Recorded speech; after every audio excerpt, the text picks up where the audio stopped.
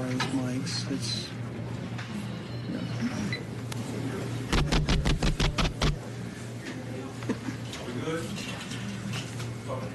we're trying to get audio out there. Maybe he can.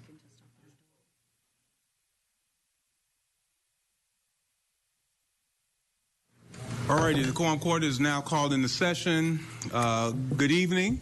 Good to see so many folks out today. I know we got a packed schedule, so we're going to go ahead and get started. J.P. Roush, would you go ahead and lead us in our prayer and pledge?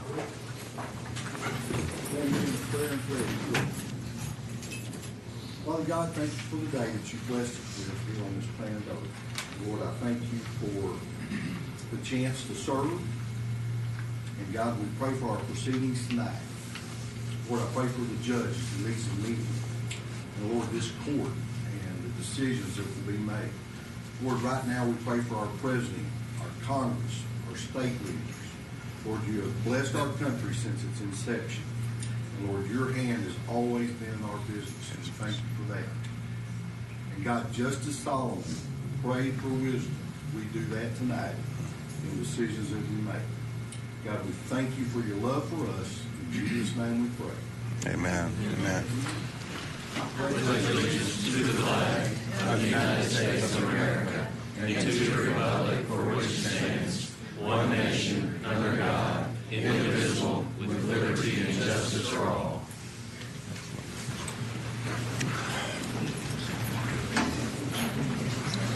All right.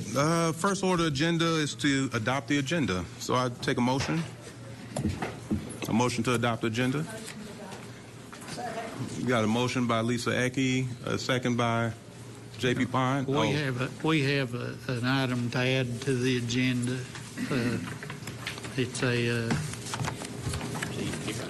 CUP that's it's not anything controversial. There's not any protest or anything. This is kind of one of those things where this gentleman is providing for a kind of an apartment and some kind of a little shop or garage building for his parents that are getting on in years. Okay, so we have amend the agenda. So you got a motion to adopt the agenda. You want to, as amended? Okay.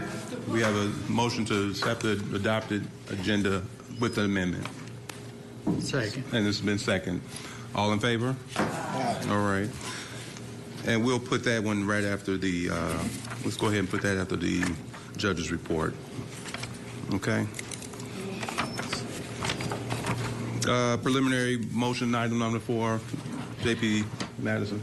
Thank you, Mr. Judge. I move that we suspend the rules and read the ordinances tonight by title only. Second. All right, it's been moved and properly seconded by J.P. Maxwell. All in favor? Aye. All right. No. Okay. We now have citizen comments. This is a 15-minute period of time. Go ahead, J.P. Thank you. Item number 13.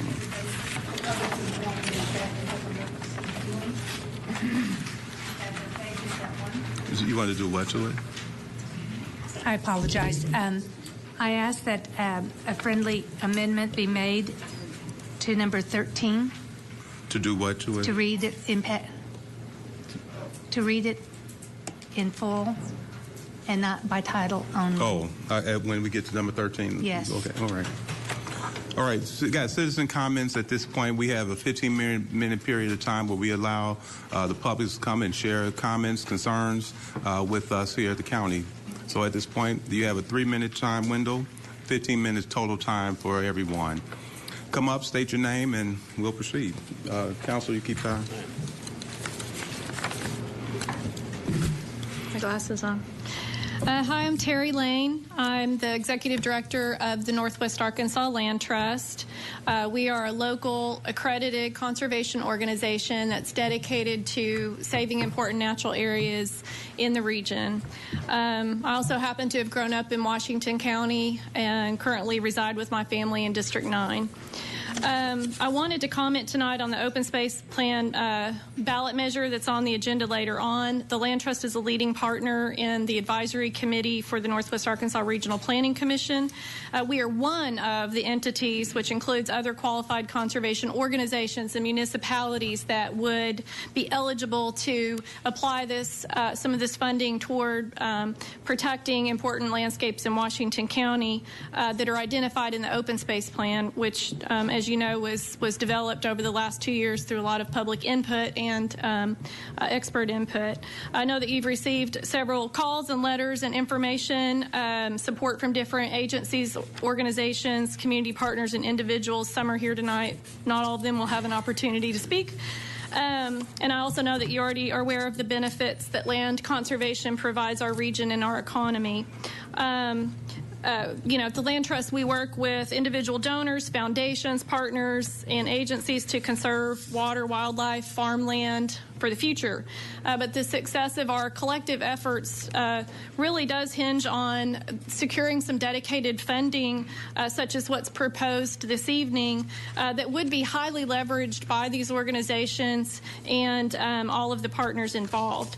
So, forward-thinking communities around the country have implemented open space plans and have dedicated funding to do that, just as they invest in and plan for their built environment. That's what, we are wanting to do. We really kind of think, if not us, who, and if not when, or if not now, when. Our region is growing so rapidly. We have this chance right now with a committed group of highly qualified organizations that are committed and collaborating together on this. We have the plan. We have the partners. According to a poll of voters in Washington County that was presented to you previously, we seem to have the support of the majority of voters in Washington County. All we need is the chance to let those voters decide on this measure, and that's what we're asking you for this evening. I'm happy. I will be here throughout the rest of the night. I'm happy to answer any questions, and I thank you very much for your consideration of this. All right. Thank you, Ms. Lane. Mayor.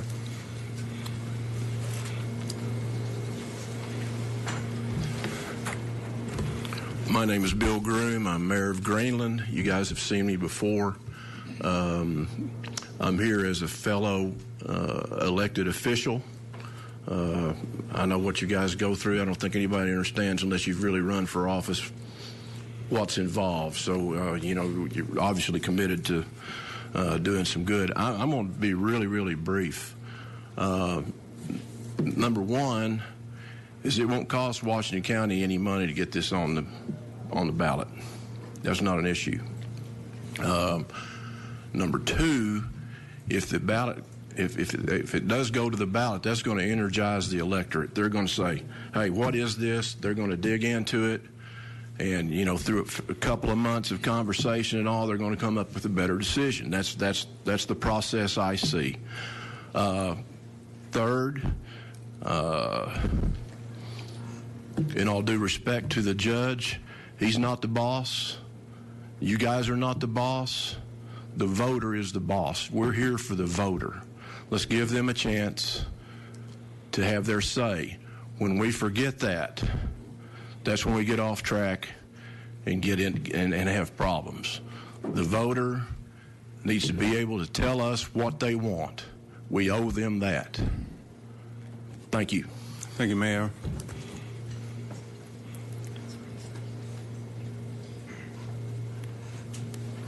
Hi, my name is Zoe Armstrong. I'm with the Washington County 4-H, and I just wanted to come up here and say thank you all for y'all's support and for everything you've done, and for all the judges who have come and judged at County Orama. I just wanted to come up here and say thank you for your support. So. Well, thank you very much.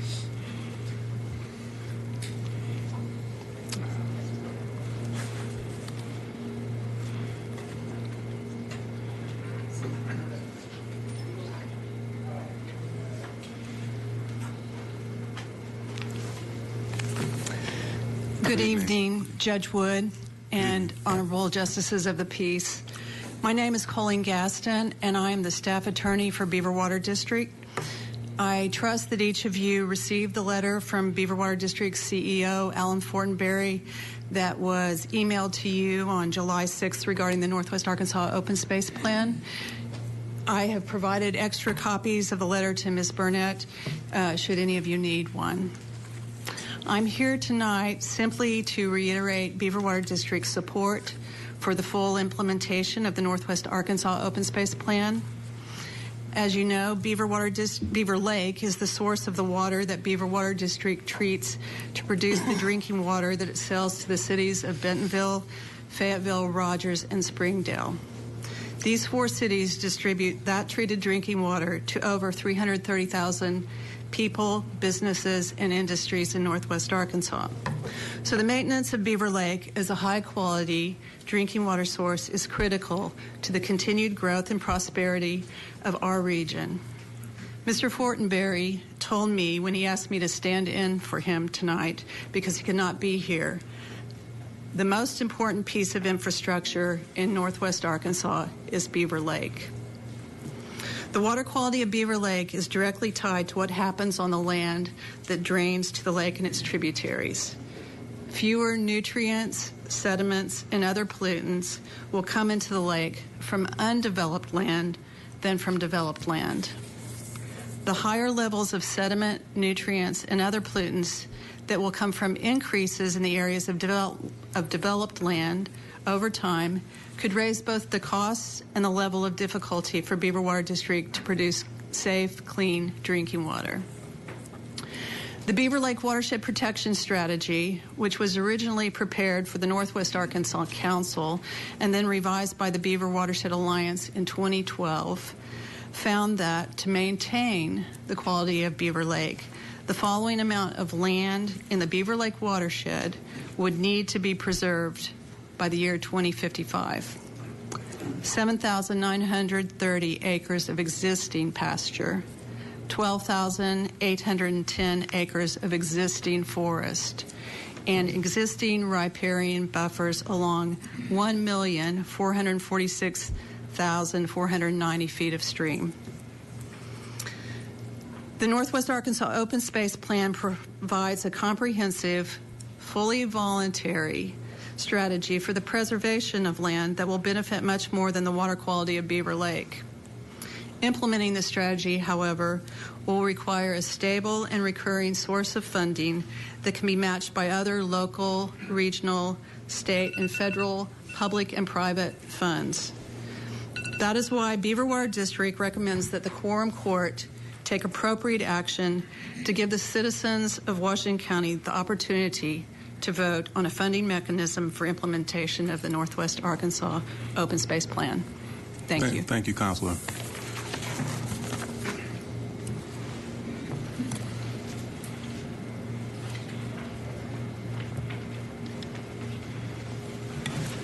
Hi, my name is Tor Skogan. I'm here with Zoe Armstrong also. And just to reiterate what she said earlier, we're really thankful of you guys for your support you have, with, especially with judging throughout the year. We can't put on those programs without judges. And I've seen a lot of people really grow through those programs exponentially. They've gone from being, especially a girl I was with last night, she was very introverted when she got into 4-H. And she was actually running and teaching a team how to square dance the other night. And it's very enjoyable to see people through the programs grow and become a better version of themselves. And I just want to thank you guys for being a part of that and helping us do that. Thank you, Mr. Armstrong.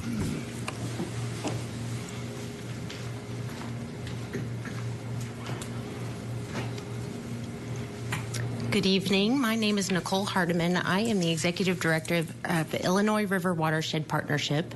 And in full disclosure, Washington County is a sponsor of IRWP, so you guys are technically some of my bosses. So I'll go with whatever you decide at this point. But I just wanted to voice our support for the open space plan and the discussion tonight. Land conservation is one of the least expensive options when it comes to water quality maintenance and improvement. As you know, the Illinois River watershed has somewhat of a litigious history. We are right now in the throes of negotiating agreements between the states of Arkansas and Oklahoma on a new agreement, and it would be fabulous if Washington County would support such an initiative to advance water quality improvement. Thank you so much. I appreciate your time discussing it, and please let me know if you have any questions. Thank you. Thank you, Ms. Hartman.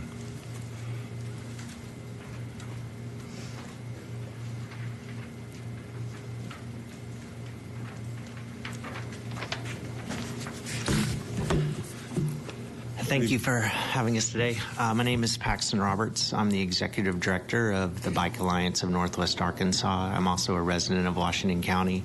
I just wanted to let you know that our organization and the 6 nonprofits that we represent and the thousands of cyclists in the area fully support sending that measure to ballot for the open space. It makes a lot of sense for a lot of reasons. I know you all have had a lot of information put at you, but especially the fact that cycling had almost $160 million impact in Northwest Arkansas just last year. That wouldn't be possible without open space. That wouldn't be possible without the land that those trails are put on. And this is more than mountain biking. It's the shared use paved trails that you see in the region. And we really just want to encourage you all to send the measure to the ballot to let the voters decide on preserving open space. So thank you. Thank you, Mr. Robert.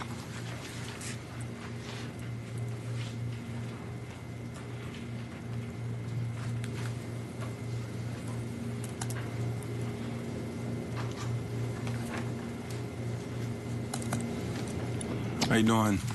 Hi, my name's Jamie Lockhart. I'm a longtime resident of Washington County since the 2nd grade, so you can tell it's been a long time. The Open Space Initiative is really a way for us to preserve the essential character of our region. We all know that we're going to have tremendous economic and population growth, and what we hope to do through this initiative is conserve really just the most precious and irreplaceable natural and cultural resources that we have. And I would just ask you to please consider allowing the voters to speak on this. Thank you. Thank you, Mr. Lockhart. Any other public comments? Mr. Hill? No. Any other public comments?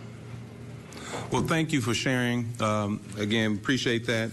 We'll go ahead and look at item number 6, approval of the minutes. J.P. Madison.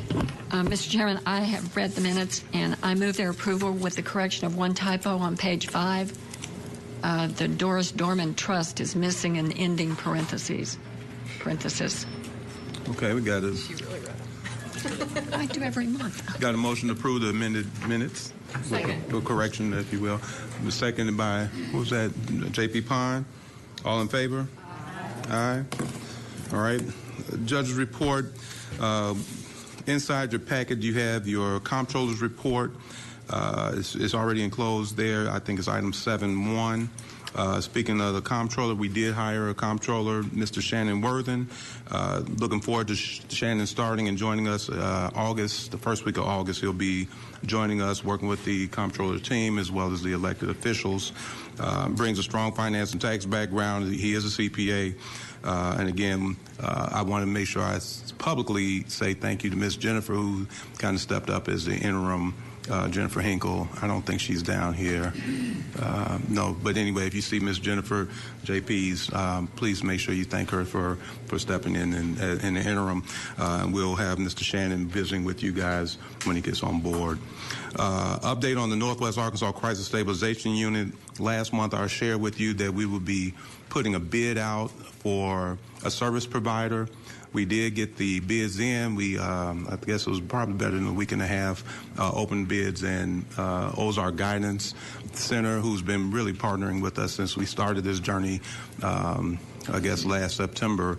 They were the service provider, so we're right now working through the contract with them and starting the preparations over there at the annex, the court annex. So we will have some visitors coming in to tour the annex from the governor's office, Department of Human Services, as well as some of the Council of State Government folks, making sure that our building and our medical compliance is there. So I think they're going to be fine with that. They've already seen some previews. So anyway, Ozark Guidance Center will be our service provider, and so we're really pleased with that. They're a great partner, have been working in this space for many years. Is that Ozark Guidance, Chief? All right. Economic development for the area. I think we may have Springdale here tonight, but we've been working with Springdale and Fayetteville. They got a few projects that they've been working on that's going to expand business and growth here in the area, and they partner with us in the county. That's going to allow some tax relief, but it's going to obviously create some jobs. Therefore, housing and property taxes, monies to go into the coffers. So really pleased with some of the economic development that's continuing to grow here in this area. We also had some time I spent with a delegation from Africa and a delegation from Taiwan, who again is looking at bringing business to the state. But we had them up here as well because if we get them here in the state, clearly we want to have them up here in Washington County. That's just my push. But anyway, so again, the economic development and vitality in this area continues, and we will continue to drive and push for economic development. A few department highlights I want to share since we had our mid-year piece. Our archives department, I think a couple of months ago we had Tony Wapple, who was highlighted in the profiles. He's continued to push hard in his area. I think we've had the True Detectives HBO special has been spending some time with Tony Wapple, and he's being the historian of the county, has been able to provide them a lot of insights as they're doing some of their filming. They also did some of their filming on the second floor of the courthouse. Spent a lot of time working with the prosecuting attorney, who's calling through some of his cases, old cases that can be called. Scanned about 33 boxes of domestic relations as well as about 30 boxes of criminal cases.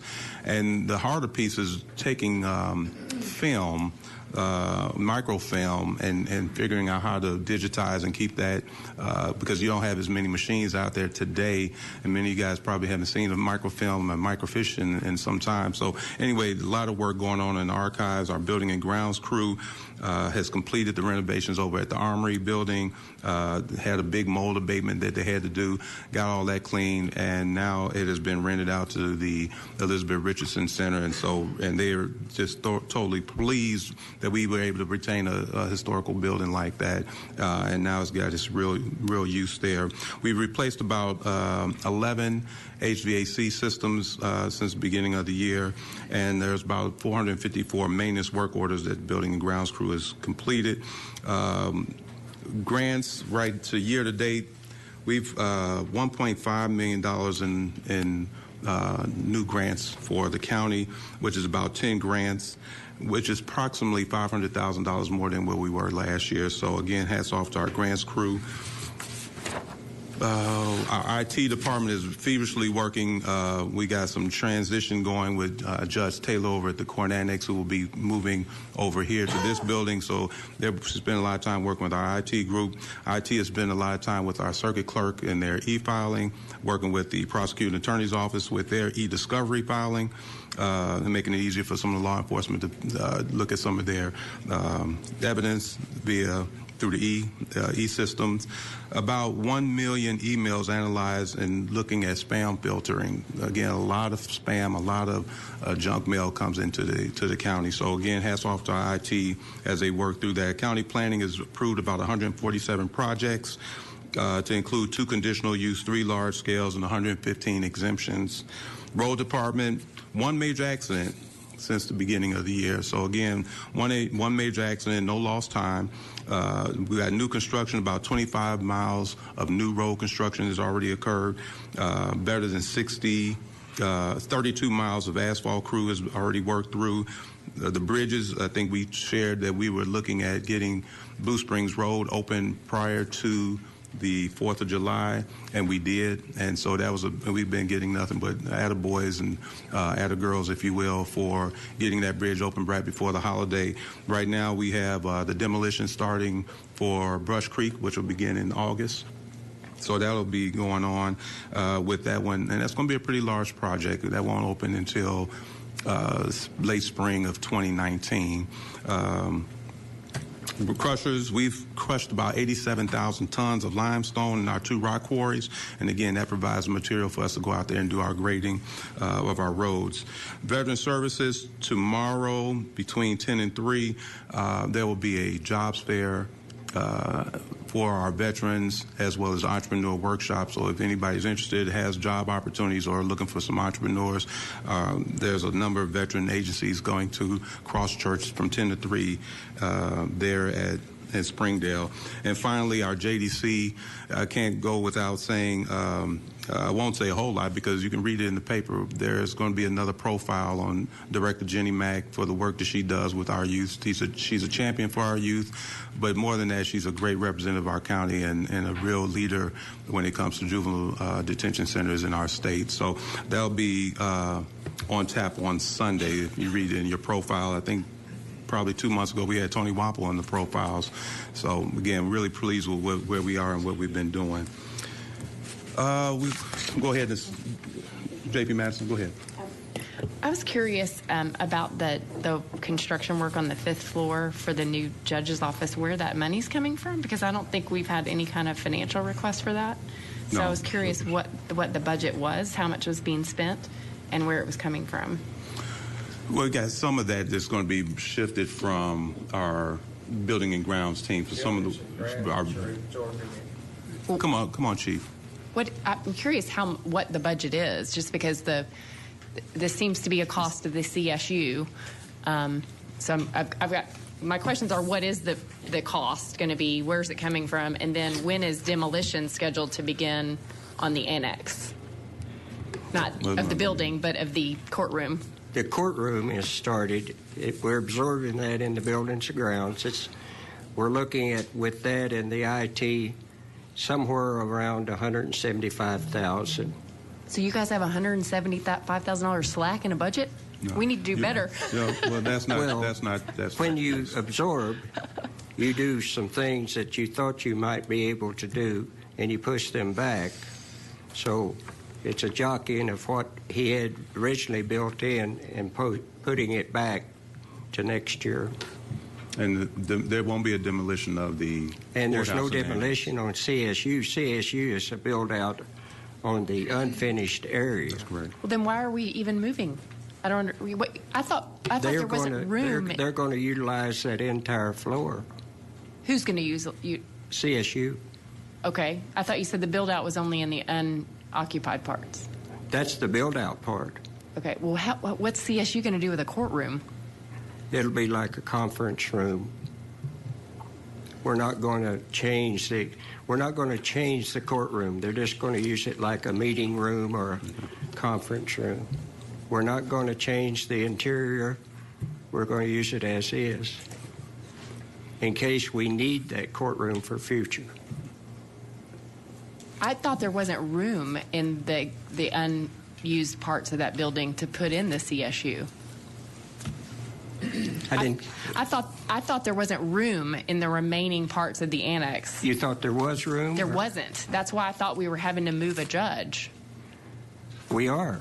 We're going to use that entire floor, but there's portions of that floor that doesn't have anything in it. I mean, it's not built out.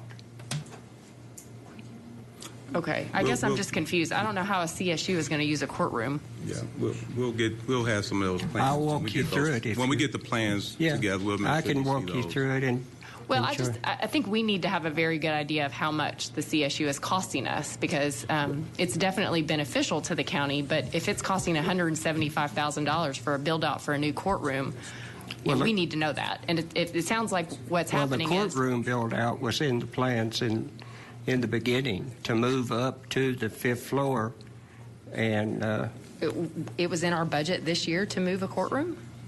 Yes. That's correct. I don't recall that in a budget. Circle back and make sure. It's not a line item. It's in his because it's a renovation. But I'll go over it We with need to get your- straight on this because I'm not sure. It sounded like we were shifting other projects to next year, and now it sounds like it was in the budget. So we need to know what's going on. We'll get some plans to you. Yeah. Okay. Thanks. JP Pine, we want to go ahead and take number 8. Thank you, Chief. Or 7B, rather.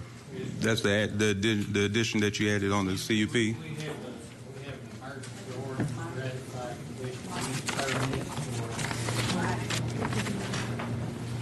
We have an emergency ordinance to ratify a conditional use permit granted by the Planning and Zoning Board, and all these are emergency ordinances.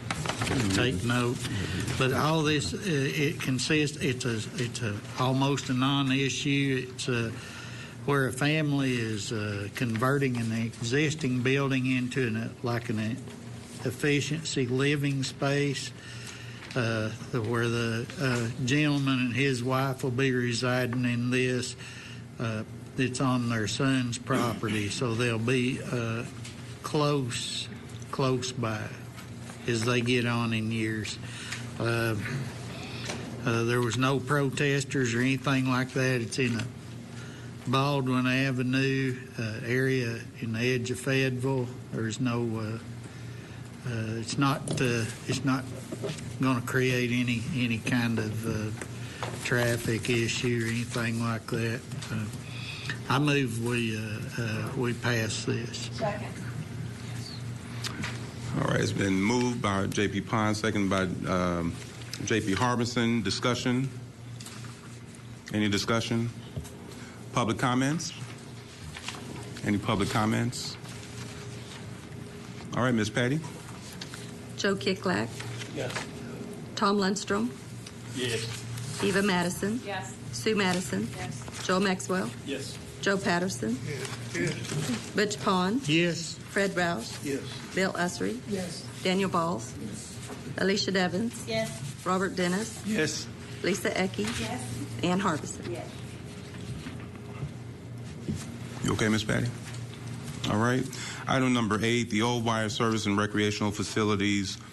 This is an appeal on from our planning board. Ms. Cedar, you want to come and speak to it?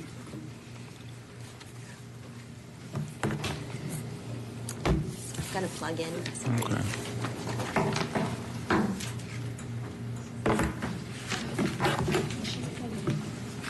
Sure.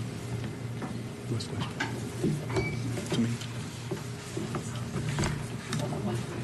Oh. Wow. I don't know how long she'll be.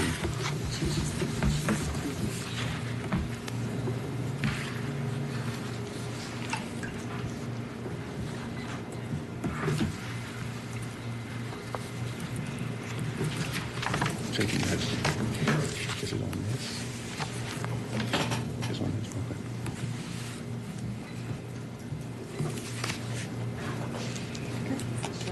No. Is it on the big one?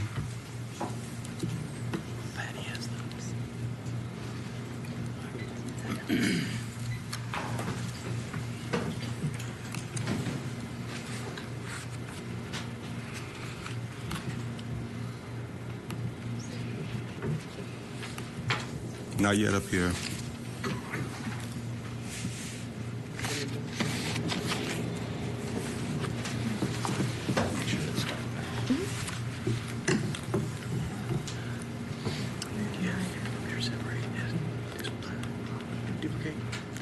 Yeah, it should be a duplicate. Once I figure out how to get to it.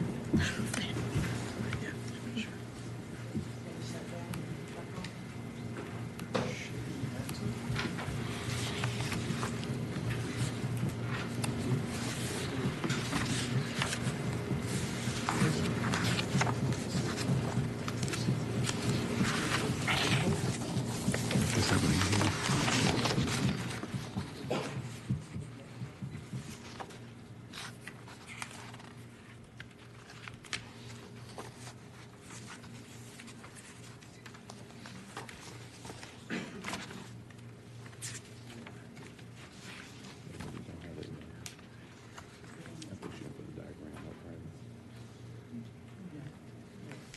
Ms. Cedar, is this going to have the diagram? Is that what you're putting up? Okay.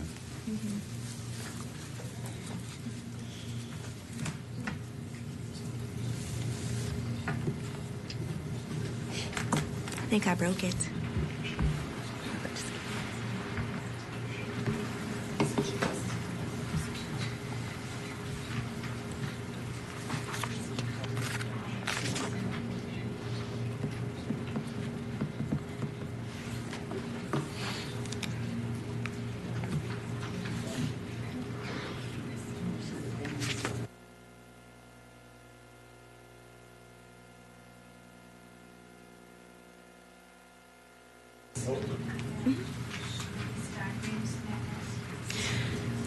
They're not complete. Yeah, this is the presentation that we presented to the planning board. That goes into it a little bit more in depth.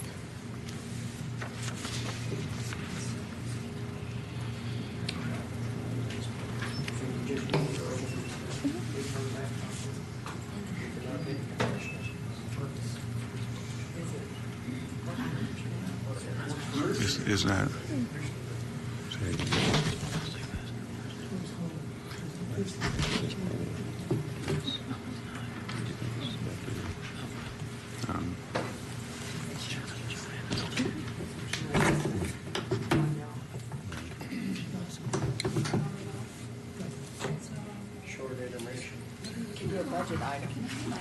Go ahead. Thank you, Judge. I thought I'd just fill up a blank spot here.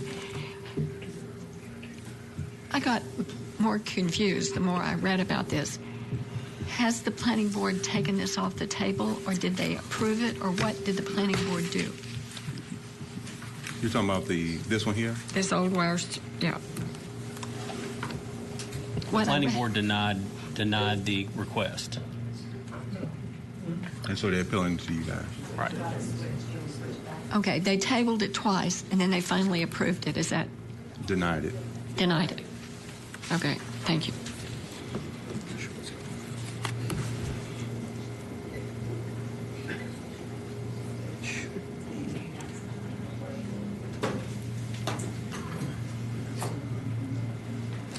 We can't go to any of the other one. Is it in your packet? Not the diagram. Not the diagram?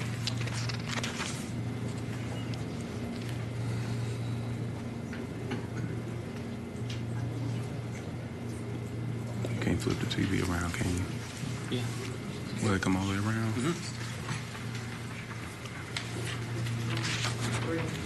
Mr. Cody, will that monitor turn full?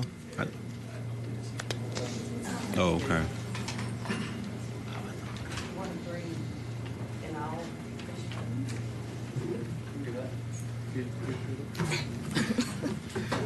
We'll make it work.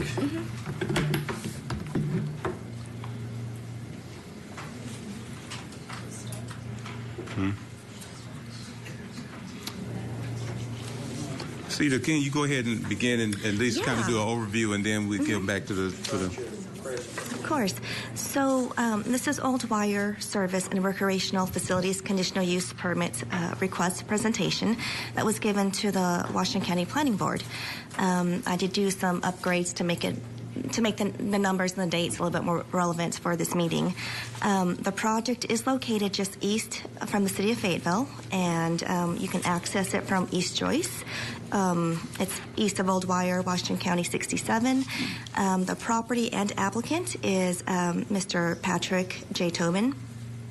So the property was surveyed at 19.42 acres, and Mr. Tobin is proposing to build a total of 10 buildings for commercial use in an area that is zoned agricultural and single-family residential. The project is in the city of Fayetteville's planning area and is less than a mile away from the city limits.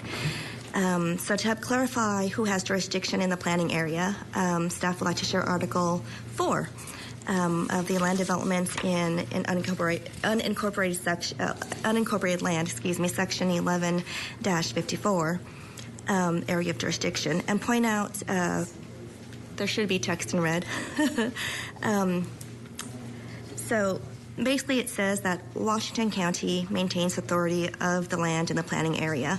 While Fayetteville does not have jurisdiction of the planning area, the county does inform the city of projects within the planning area to see if there are any comments or concerns.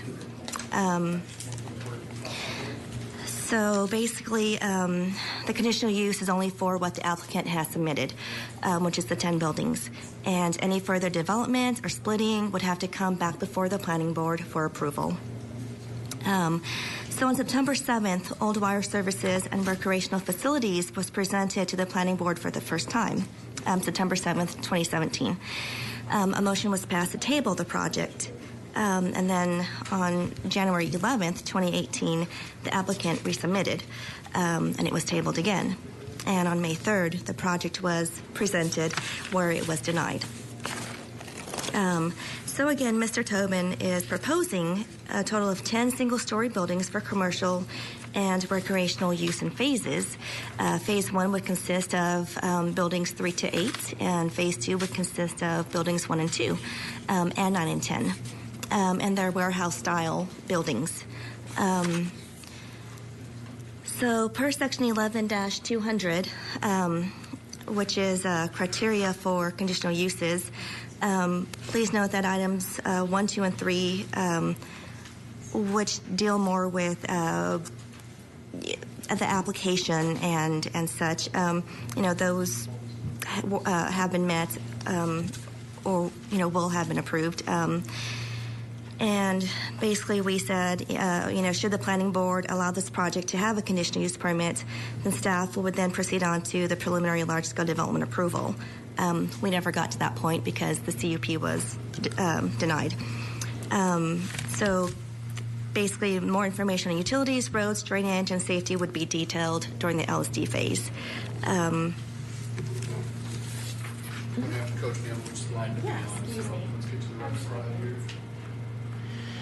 It's not really going to matter because we can't see the slides. So we probably need a smart board upstairs down here. We might can move on to the other stuff. So staff wanted to detail items 4, 5, and 6, which is, compatibility. So we wanted to demonstrate the use types of each parcel in the area. Since the county has only one zoning, this was a little bit difficult.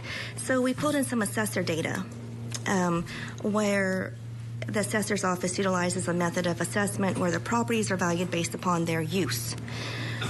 So please note that residential uses are in brown, commercial businesses are purple. Anything that is yellowish greenish is considered agriculture.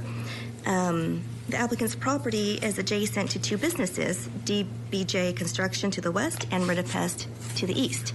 DBJ is a plumbing contractor and Ridipest is a pest control company. A little bit to the northwest, there were 3 commercial entities, a mini storage facility, a laser tag arena, and a housing complex of condominiums. Also to the east of Mr. Tobin's property is a plumbing service. So here's the street view of Joy Street storage. Storage units are on the left, the office building is on the right. And here's Modern Mission. The office is on the left, and the outdoor arenas are in the back, and on the right is the indoor arena. And here is a closer view of Modern Mission.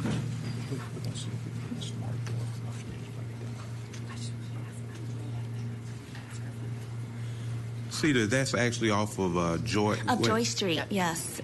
Basically on the other side of Joyce, the east side of Joyce. So it's close to my house. I went out there this afternoon. Mm-hmm. So I take a child to birthday parties at Modern Mission. Yes. So you continue on. Yes. And you to continue the old on wire. literally just past the T. Is it the parcel that is on the right that looks like it's had some clearing work done and it's got a hog farm sign on it? Yes, that's the one. Okay.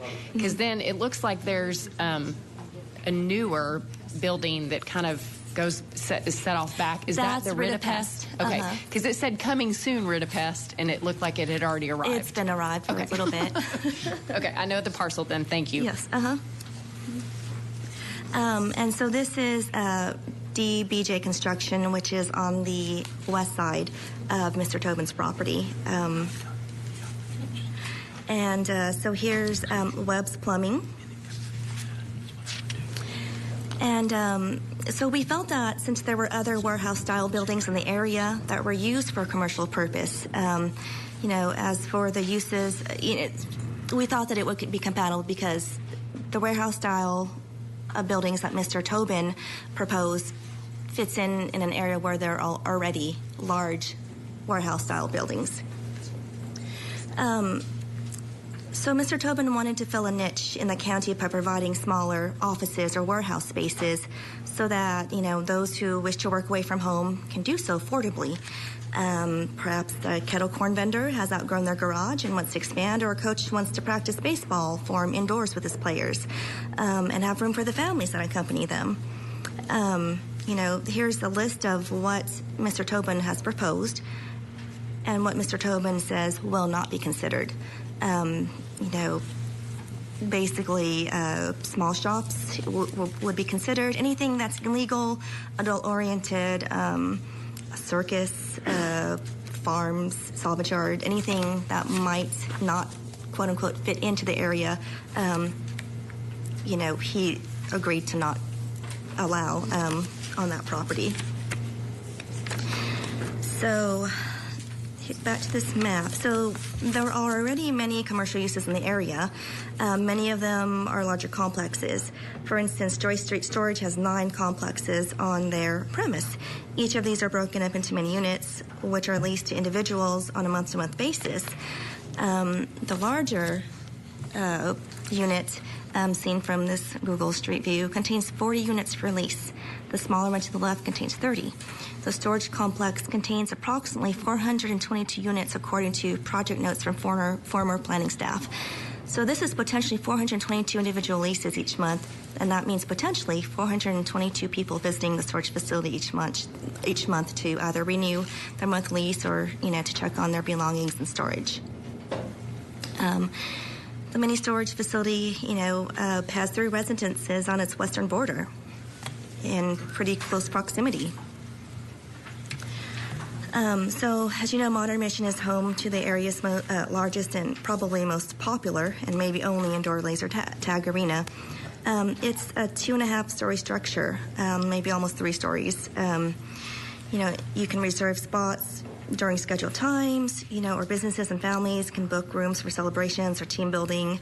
In the back there's a 7-acre battlefield. So each slot can host around 20 players per field. The indoor arena is a single-player arena which can host anywhere from 20 to 30 children along with their parents and other responsible adults. So the peak hours for Modern Mission are during the weekends, but they also do sessions on the week. The celebration rentals are roughly about 90 minutes long. So every hour and a half, there's potentially 20 to 30 cars arriving and departing from the parking lot. So the applicant's proposed use and prospective tenants do not seem to be as high traffic as what the mini storage and laser tag complex combined would be. The businesses that are possibly going to be leased and hosted within the applicant's buildings would be a nice fit, we thought, bringing more commercial professionalism to the area. At the last planning board meeting, we had questions, again, that arose about what type of business, and staff feels that the focus should also be, what type of businesses the applicant would not consider. Again, there's that list. So the applicant, should allow any business type, or should not allow any business type highlighted in red. And basically, to assure the planning board and the concerned neighbors, if the applicant should allow any business type highlighted in red to lease a building within this development, then the applicant would be breaking the law, and proper procedures of cease and desist would then be applied, because these would be written to his conditions of approval for CUP, which is an ordinance, which is law. So we basically placed the site plans with the property boundaries so the planning board could see where the proposed buildings would be in relation to the surrounding residences. Again, the proposed site is between 2 larger parcels that are used for commercial purposes. The residence directly north of the applicant's proposed buildings has a raised tree line. Standing from the main entrance of the proposed site, I could not see the residence without crossing the street and standing on that tree line. And here's a view from where the main driveway would be. The residences across the street cannot be seen. The speed limit is 40 miles per hour on Old Wire. And per Table 1 of Appendix A, Street and Pavement Specifications in Chapter 11 of the Washington County Code of Ordinances, the horizontal site distances are 445 feet to the left and 385 feet to the right. So the main entrance of the proposed site is indicated by the green star. Site distances from the left and right are indicated by the green dots. And here's the view to the left. 445 feet is approximately where the arrow is. If you look beyond, you can see more than the required site distance. And here's the view to the right. 385 feet is approximately where that arrow is. While it seems close to the required minimum, if you stepped north a few feet, the site distance is greater than the needed 385 feet. And here's the site distance for the second proposed entrance. Again, it meets site distance either way. So, per Section 11-204, the planning administrator will send certified letters to all adjoining property owners within 300 feet of the exterior boundary at least 14 days prior to the planning board meeting. So for the September 17th, 2017 planning board meeting, we sent 13 notifications. 7 were received. 4 of those were in opposition. 2 were in favor with conditions they noted in their comments, and 1 was a duplicate. For the January 11th, 2018 meeting, again, 13 were mailed, 6 were received, all in opposition. For the planning board meeting on May 3rd, 13 were mailed, 6 were received, all in opposition. So we did receive a letter from the city of Fayetteville, and they stated they had concerns about the proposal. Their 2030 future land use plan designates the applicant site as a rural residential area. The non-residential development on the subject property is not consistent with the city's adopted plan use, they said. They also felt that the project as proposed would not be compatible with the surrounding land uses because of increase in traffic, light, noise, stormwater runoff, pollutants in the Mud Creek watershed, and adverse changes to the rural and largely residential character of the area. So we would like to address some of Fayetteville's guiding policies. So I'm not going to read this entire slide to you, but I will summarize. The applicant is proposing this project at this site for a reason. There are many small businesses or startups that cannot afford an office or production space within the city limits of larger jurisdictions because of cost or availability. So by providing smaller buildings and subdividing the larger ones if need be, the applicant is encouraging local small business owners to have their own space and to grow. So I have seen many small local businesses such as Pedal Pop start out in someone's house, and over time the need for more space is desired because this business has grown beyond what the residents can offer. So in order for these local businesses to grow and thrive, they need affordable local space that's convenient to larger municipalities. Sheeta, give it 1 second. They're going to bring the smart board up here.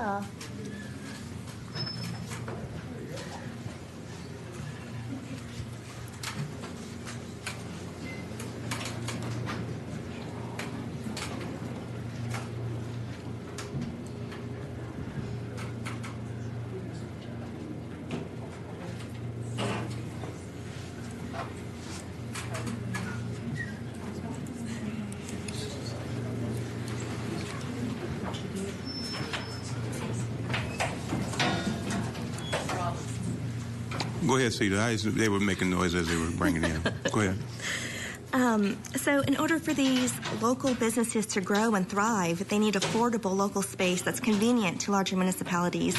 So these buildings will be less than a mile from Fayetteville city limits and less than 2 miles away from Springdale city limits.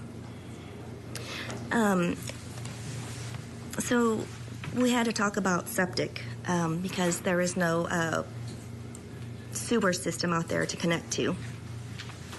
So the Arkansas Department of Health wanted to remind the planning board that the current design of the septic lines and areas may change once the permits have been filed.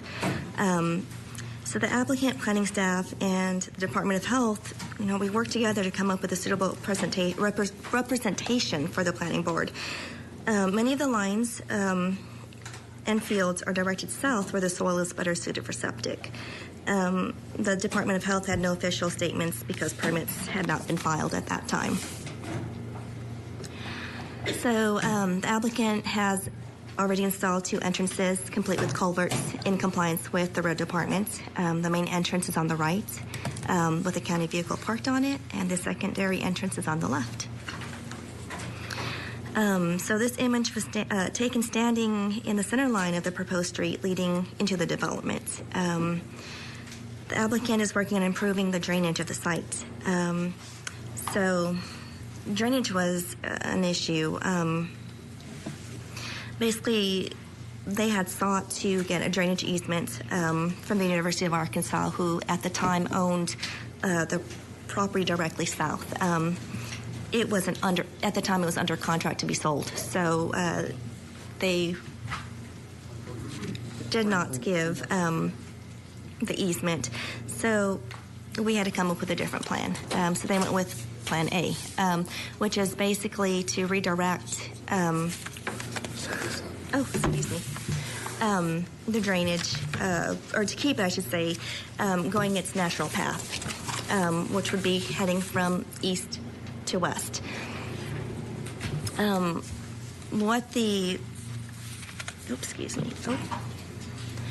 what the applicant proposed was a gigantic pond that would basically catch all the stormwater runoff. And the way that it works, that it was explained to me, was they would have a big gigantic pond and there would be a drainage pipe, and the pipe would only allow so much water to run off at any one time, which would actually slow the runoff to the neighbors to the west, and it would actually improve their drainage. So the applicant is willing to spend, a lot of extra money to build this pond and to actually improve the drainage of the property in the surrounding area. So here's just another image of the area. And there's kind of like a panorama, as best as I could get it. And at this time, what we did, we recommended approval of the project with all these conditions. We recommended approval. I recommended approval. Planning staff recommended approval. Any questions? That was the very long, I apologize, presentation. Go ahead, J.P. Pine. Yes, ma'am. Ms. Sita, y'all did a lot of work on this project. I always try to take time to compliment what y'all do. You put a lot of hours in this and a lot of common sense. One statement you made that you got a note from the Fayetteville planning staff that this was inconsistent with the city's adopted plan use. Is that correct? They said that they did not think that this was compatible with the current future use plan that the city has, the 2030 plan. Thank you. And then I do have a question for the county attorney, if I could, pertaining to that same issue. It's my understanding, and explain to me if I'm incorrect on this. Once we passed a zoning ordinance, at that time we had to start complying with a certain set of rules put down to us from the state statute, if you will, directs us that a county that's going to adopt the zoning ordinance, there's probably only 3 in the state, if there are 3 counting Washington County. They have their what we do has to be consistent with that city that we're doing some development next door to. In other words, we're right here. We're in the city of Fayetteville's planning area, and we've been notified, if I understand, by the Fayetteville planning staff that this is not consistent with their plans. My understanding, and I've had several conversations with the city of Fayetteville on different projects, while it is in their planning area, and they have a right, their area can, based on the size of the city, can extend out beyond the city limits so far. While it's in their area, because we have a planning and zoning, the jurisdiction lies with us. Because we've had this come up with some other things in their area where they've said, we don't have any jurisdiction, we don't want to get involved. And so this is one of those areas where we have jurisdiction, but we always reach out and we always ask for input and ask for consideration from those cities and their planning. When it's in their planning zone, our planning department always asks and lets them know what's going on and gets their feedback before making any decision. And what does the Association of Counties say about this particular situation, where we, being zoned as we are, our need to comply with those city, the wishes of the city, if you will? I don't know. I haven't asked specifically for the AAC's opinion. Thank you. J.P. Madison. Thank you, Judge. I just wanted to know what the vote on the planning board was. So they tabled the first meeting. The second meeting, they didn't have a quorum to deny, so they tabled it just so they could deny the third meeting. So it was unanimous across the board. One person recused because of conflict of interest, but otherwise... Were they all there this time? Yes. Okay, so how many people are on our planning board? There's 7. So there were 6 no votes. Mm-hmm. Thank you. J.P. Balls. Thank you, Judge. Did any of them say why they voted no? The consensus was they were uncomfortable with what they called an open concept. They didn't know what was going to go in each building. And there was what if a tenant left and something else went into it? How are we going to regulate what goes into these buildings? But that's an issue you can have with any building, anyone. Correct? Mm-hmm. Okay, so just because we don't know what's going to go in, somebody builds something and they move, somebody else buys it, it could be something else. Could you run through the pictures on here? Because I think I know exactly where it is. Yes. I just want to make sure. Sorry, it's a lot of slides. Okay, so there's Old Wire. So here's Joyce. Over here is like where Meiji and juice places, and then if you go across the street, behind the bank, there's Joyce. Here is the storage unit facility. There's Modern Mission. Here's Joyce Street Cottages, and then if you go across here, there it is. Now, is he planning to have them facing Old Wire, or are they going to face Gully?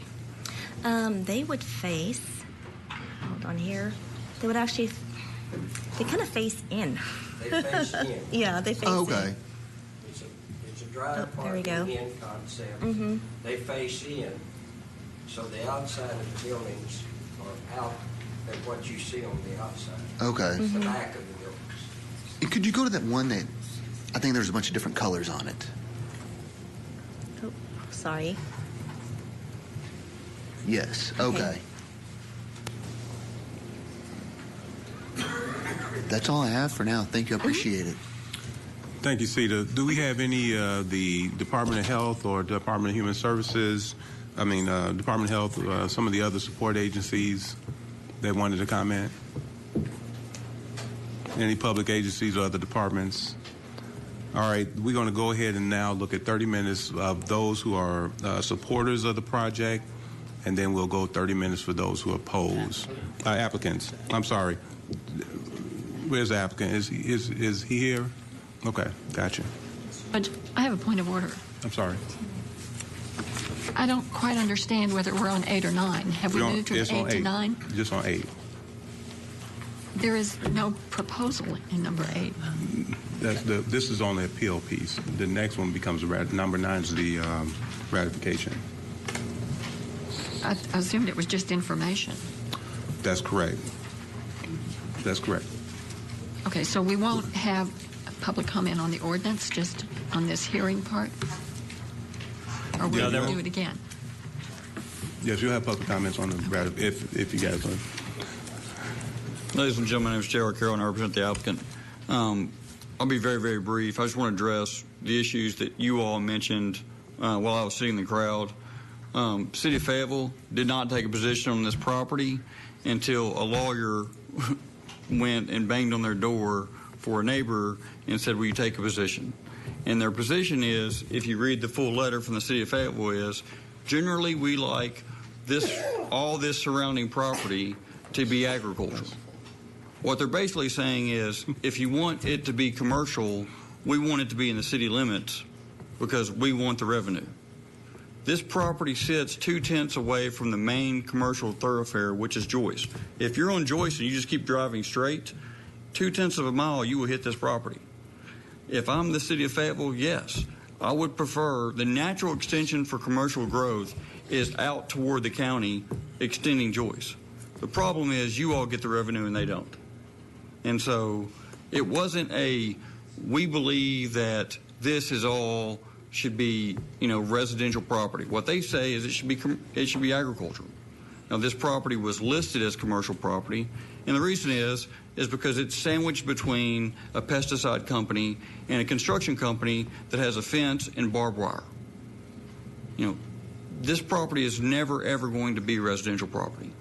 The vote was 5-1. And what was odd was on the planning board, the issue was, we don't know what's going in these properties. But CETA explained to them that the whole issue is when a tenant comes, a tenant cannot move into that property until that tenant comes back before you all, back before the planning board, and gets approval from CETA. So it's one of these situations where the county still will always have control of this property and what goes in the property. They never lose control of it. This is not a open check. If this is approved, then whatever tenant wants to go in here can go in here. When there's a tenant change, that tenant has to come back before the planning department. And the only other thing I'll say is almost all the way up and down this piece of property is metal buildings. The two metal buildings, the two most recent built buildings on this street are actually farther out in the county, but not by a farther distance, and they are the Marshallese Church and the EMS company. And both of those are completely 100% metal buildings. And that's all I have, but I'll be more than happy to take any questions y'all might have. JP Boss. Thank you, Judge. How many residents live within 300 feet? This may be a better question for the planning board, and I just thought about it. It is a better, there are neighbors across the street, but on this side of the street, it is all commercial properties. Now, I believe that there's a residence on the plumbing property to the west of us, okay. I believe. Thank you. And I live on that street, so. JP Aki. Thank you, Judge. Just to clarify, you just said that this property was listed as commercial property? Well, the value of it, I should say. I apologize. Because it is zoned. I mean, it is not listed as commercial property. Correct? Okay. Thank you. Okay. Thank you. JP Kicklack. So, would you refresh us? What relation do you have to the project? I am the applicant's attorney. Okay.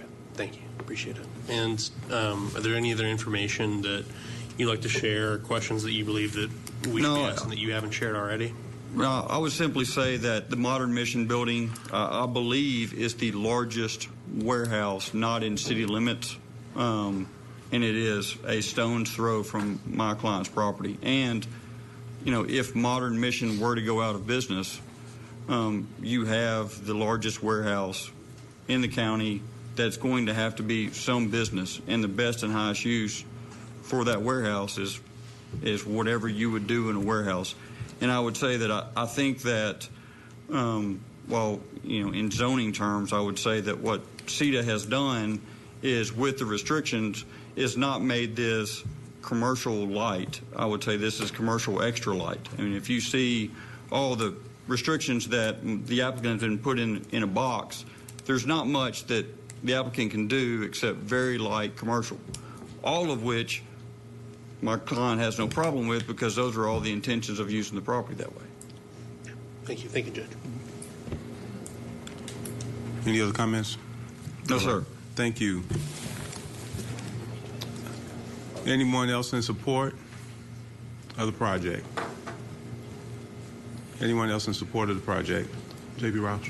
Can we pull up the slide of the entire development with all the buildings on it, like the plot plan? Can you pull that, Cedar?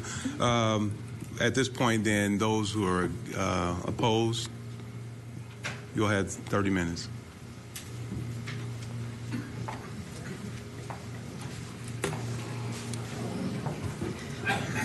My name is Elizabeth, and I am a mother of 4. Elizabeth, what's your last name? I'm sorry. Elizabeth Atungulu. My name is Elizabeth Atungulu. I'm a mother of 4. Those are my 3 daughters. I have the oldest is 17. She's in Arkansas Governor School now. And then I have Beza going to Fayetteville High School, and Kayla and Hannah. So I moved from California, and I noticed that the slides there did not show my house. My house is the red brick house that's just in front of the, besides the Webb's Plumbing. And when I heard that there's going to be 10 buildings coming up, it's really discouraging, and it's really not somewhere that, some place that I intended to raise my family. And I want you all to know that not all the buildings there are of metal. I have a brick house there. It's a single house, and it's not in the picture there. That's really discouraging. So I would like you to consider that. I have a family that I'm raising, and I don't want them to be raised in an industrial area. Thank you, Ms. Santamulu. Thank you. Any other opposed?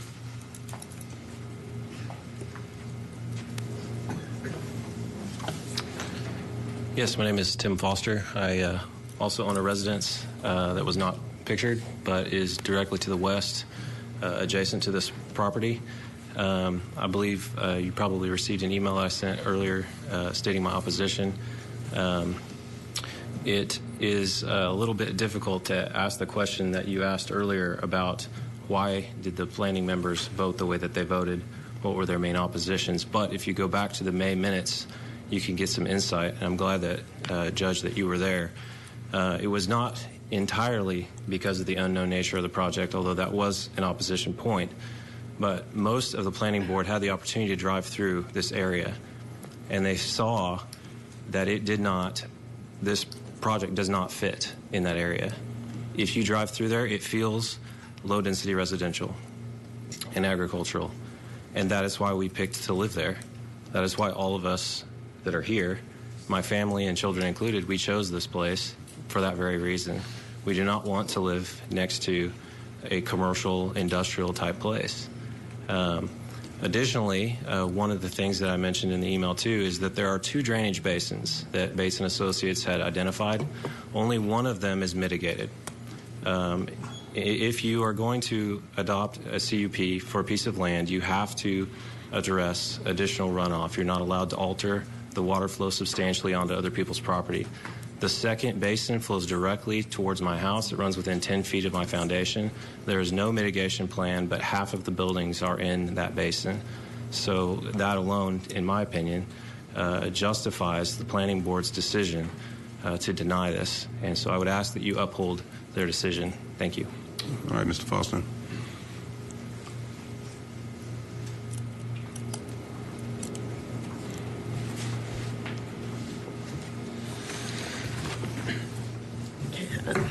Hello, my name is Christina Gall, and I live directly across the street from the proposed project. We've been fighting this for a good 7-8 months now. I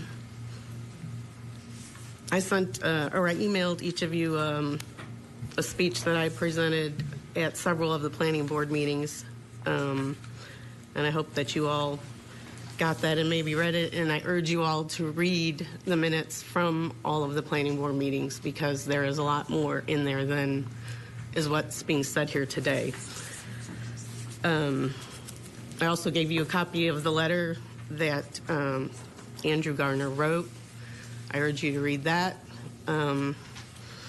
because he had a lot to say, and he was, I feel, against this project.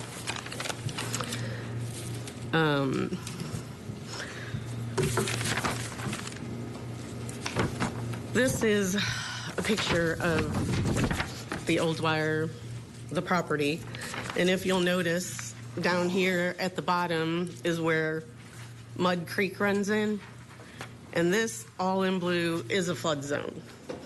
This property, as Sia had mentioned, the criteria for a CUP, I believe that it doesn't pass any of the criteria. I still believe it has drainage issues. It's not compatible to the surrounding area. It's going to diminish the value of our property and our homes. We don't want to live across from an industrial park. And as Tim said, if you drive through there, that's it. You just know that this 10 buildings do not belong there. They don't belong there. The two businesses that they keep talking about, Ritapest, it looks like a nice home. It's built nice, looks like it belongs in the community. And same with Plumbing. Both these businesses go to their customers. The customer does not come to the business. So there is no traffic problems or anything like that. Concerning the storage in Joyce Street Cottages, that's not even on Old Wire. It's, you come up to the stop sign from Joyce, you wind around a nice barn with horses, come up to the stop sign, cross over onto Old Wire, and I mean, it's like a 2-lane country road. It's beautiful there. I like to keep it that way. Also, just to add some fun, he is proposing what businesses he will not put in there: a circus, a chicken farm. But yet, he placed a large sign on the property, coming soon, J&B Hog and Goat Farm. And this is what stands on the property right now, if any of you have not driven by it. So that's been up there about 2 weeks after the last planning board meeting when he was denied. And I just feel like it already seems like a 3-ring circus over there. So in conclusion, I'd like to ask you to deny this project and keep our little space there the way it is. Ms. Gall, hold tight. Yes. J.P. Harbison and then J.P. Dennis. I want to ask, the two businesses, are those, do the people run the business out of their homes? Do they live there? No, they are. Okay. They just look like, they look like part of the community. Okay. Their landscape, they look like a home. And like I said, there's no customers coming to them. They all go to their customer base. J.P. Dennis. Thank you. Technical difficulties. Could you tell me an address? I'd like to look it up on maps. My address? Or? Well, you don't have to give yours. If you'll give the property address or your address. Yeah, I mean, I don't mind giving my address. Okay. It's 4015 North Old Wire Road. And I own 10 acres out there. Okay, thank you. Thank you, Mrs. Gall. Anybody else? Thank you. Okay, thank you.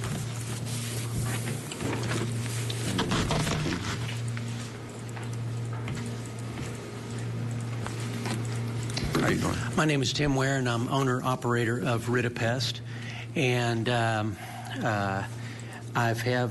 am opposed to this project for many reasons.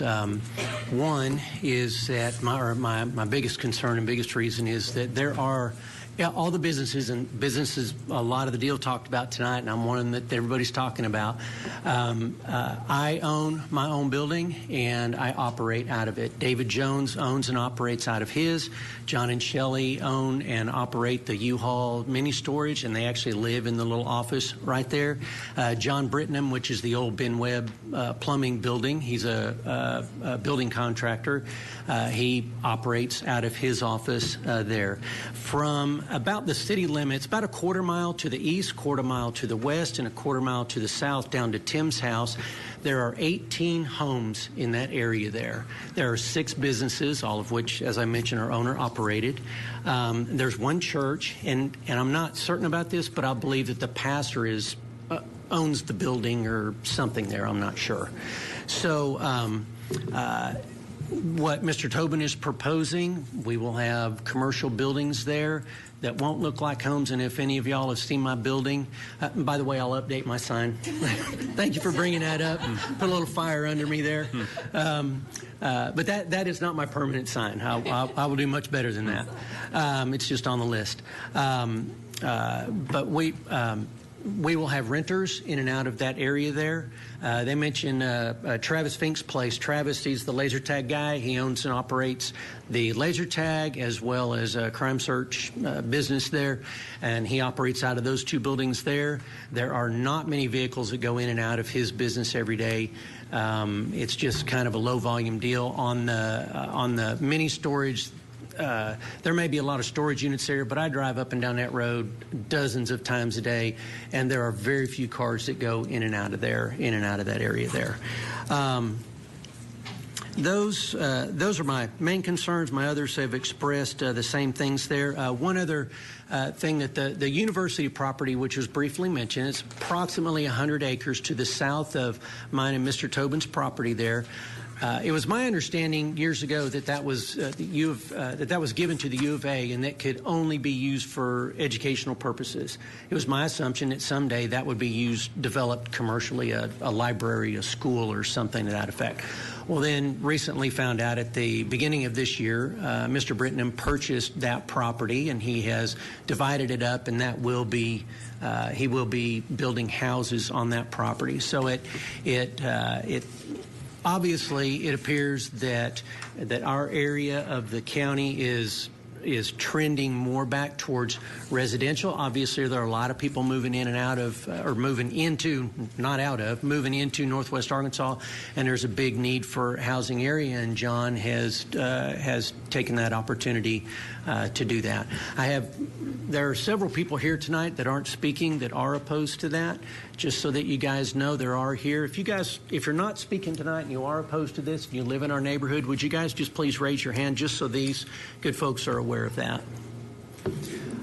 Thank you, guys. Thank you all for serving the public in your capacity. I appreciate your time. Are there any questions? Thank you.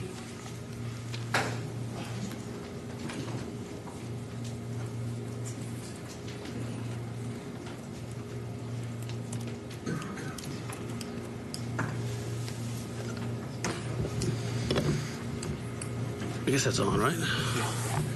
Judge Wood, members of the court, thank you. I'm Jody McAllister. I live at 4009 North Old Wire Road. My house, for some reason, was not on those pictures either. I am directly across the street from this. It will impact myself and the Galls the most. The driveway that they have put in goes directly in front of my driveway. So my house is very close to this. I will be directly impacted by anything that happens here. I've lived in this address for 26 years. I moved there because it was residential agricultural. I have horses there. I have 5 acres there. This is by no means a piece of property that I want to see developed in the way it's being developed or proposed to be developed. This property has so many uncertainties, and I think Judge Wood was at the last meeting. The owner has no inclination at all to build these buildings to look like or conform to any of the buildings out there. He made that quite clear, and it's on the record if you would like to look at that. I think Ceta did a great job because she brought up a lot of important information. They have an excellent concept of what goes in and out. Some of it's not accurate, but they have an excellent concept because that was all mandated by boards like yourself. What goes in and out there, nobody knows. Nobody's going to know until something goes in there. And that's where we have a problem. It's the uncertainty of what's going to happen with this property and what's going to go in there. And I think there's no definition of what they're going to do. It's let's put this together and get an approval, and then we'll decide what we're going to do. They have, and I think it's kind of ironic, I think Christine mentioned the fact that they're not going to allow chickens, I guess because of the problems chicken houses would give to the community, but they have no problem in having a sign up that says that they're going to put a hog and a goat farm in. So they're a little conflicted in this. If they're not going to put chicken houses in, but they're going to put a hog and a goat farm in, that apparently is coming soon. That's what the sign says. If you believe in, it was on TV, as maybe some of y'all saw, and the owner said it's absolutely true that he didn't joke about money or property. So I don't know which way he's going to go with this. So I have a couple other things, and then I'll be done here. I sent an email. Hopefully some of y'all got to read that. And the guys and girls have already covered that pretty much. I just feel like the fact that there's just so much uncertainty in this. And the other, and I want to emphasize this, the 3 or 4 commercial operators that are out there, I know all personally. If any one of them I had a problem with what they were doing, I could go right to their business. They're sitting at a desk, and I can ask them what's going on. Travis Fink is one that has probably not much traffic out there, but probably more than anybody. David Jones and Tim Ware, I rarely see a vehicle ever move from their property. So, and I think another thing that the attorney brought up for Mr. Tobin was the fact that the traffic. He said, we have a high traffic area here already, so it won't be a problem. Well, I just can't see adding more traffic to an already high traffic area right there on Old Wire Road. So, any questions for me? I'm strongly opposed to this. And I can't understand how my house didn't wind up on a picture.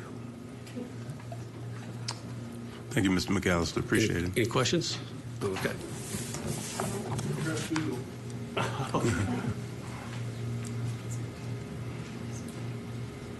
Anyone else? All right. Oh, J.P. Harbison. Well,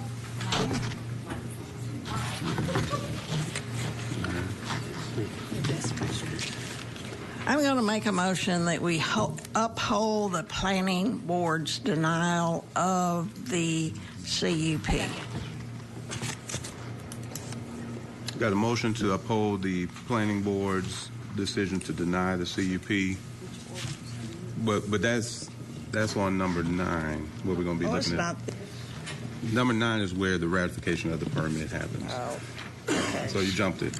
I jumped again. We're getting ready to move to number 9 if no one else has any questions. Number 9 is the ratifying of the permit, and if you guys choose not to, then okay. I'm making them on number 9. Yes. We usually have alternative ordinances so that we have a ratifying one or a denying one, and I don't see a denying ordinance. Well, if you deny ratifying, wouldn't that be denied? It's kind of like the appropriation ordinances. We don't do an appropriation ordinance that says we hereby grant their appropriation or we hereby deny the appropriation. So with this, the only thing you can do is ratify. That would be the only ordinance. So if you don't ratify, then effectively it's denied. So you just got to vote on the ordinance, and if it fails, it fails. But you don't have to pass an ordinance to deny. You do have to pass an ordinance to ratify. Right. Yeah, but the votes aren't the same for that, because if like people abstain, for instance, if it's that doesn't make sense at all. We've always had 2 ordinances, That's true. And we have an ordinance because if we have to have a majority of the court to pass an ordinance, and that works opposite if we're just voting to deny it. That doesn't make any sense. J.P. Bond. Yes, while we're still in this discussion mode and have not moved to the ratification ordinance as it written, I would be interested in seeing how many of my colleagues here are in agreement with the planning board. That's going to be the same thing as a vote. I'm just curious before we get to it. Yeah, it'd be the same thing as voting. So we're about to get to that. All right. J.P. Clay. Thank you, Judge. Could a member of the planning staff come to answer questions, please? We're still on 8. This is still on 8. Ms. Ida? Thank you very much, and thank you for your presentation. So there are a lot of obviously concerned residents here tonight, and the city of Fayetteville is concerned with the compatibility of City Plan 2030. The planning board voted against it almost unanimously or unanimously, but the planning staff still seems to be in support of the project. I mean, I've read the packet, followed your presentation, but could you summarize some of the key points of why the planning staff remains in favor of the president or the conditional use permit? So we thought that it was compatible because there are already commercial uses out there.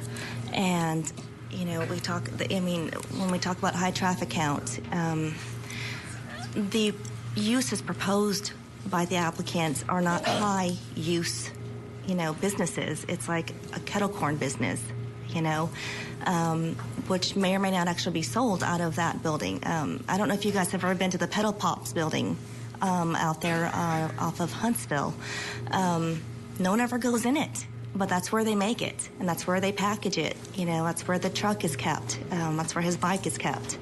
Same with the kettle corn that's in there with him. This would be something very similar. If someone wants to have an insurance company out there, it's not like there's people lining up, outside the door to buy insurance. It's maybe one every half hour, one every hour. So as far as traffic, we didn't see any issues with additional traffic. As far as, again, building style, there's already that style of buildings out there. If you ever drive out there, look. The property right across the street, and I apologize, I could not get everybody's house in, but I did not want to make like an hour-long presentation. People already own warehouse-style buildings. Either they use it for agricultural or their own businesses. What makes this unique is that it's never come up before. This model of conditional use, this model of business. So we thought, let's give it a chance and see where it goes. Is the county ready for this type of, I guess, not really a strip mall, but they're individual buildings instead of being connected. As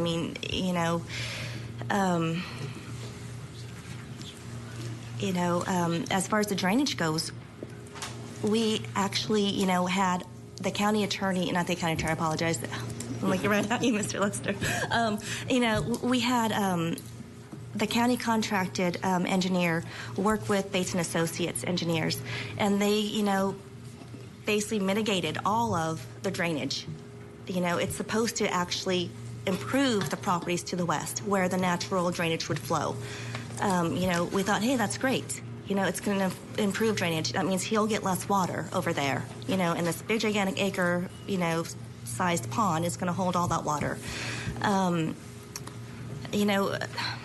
It's a different project, but I bring it up only because the neighbors did. Mr. Tobin did try to, he did propose a one building owner-occupied business out there right after his, right after he was tabled the second time, because that was a big concern. And they denied him that, and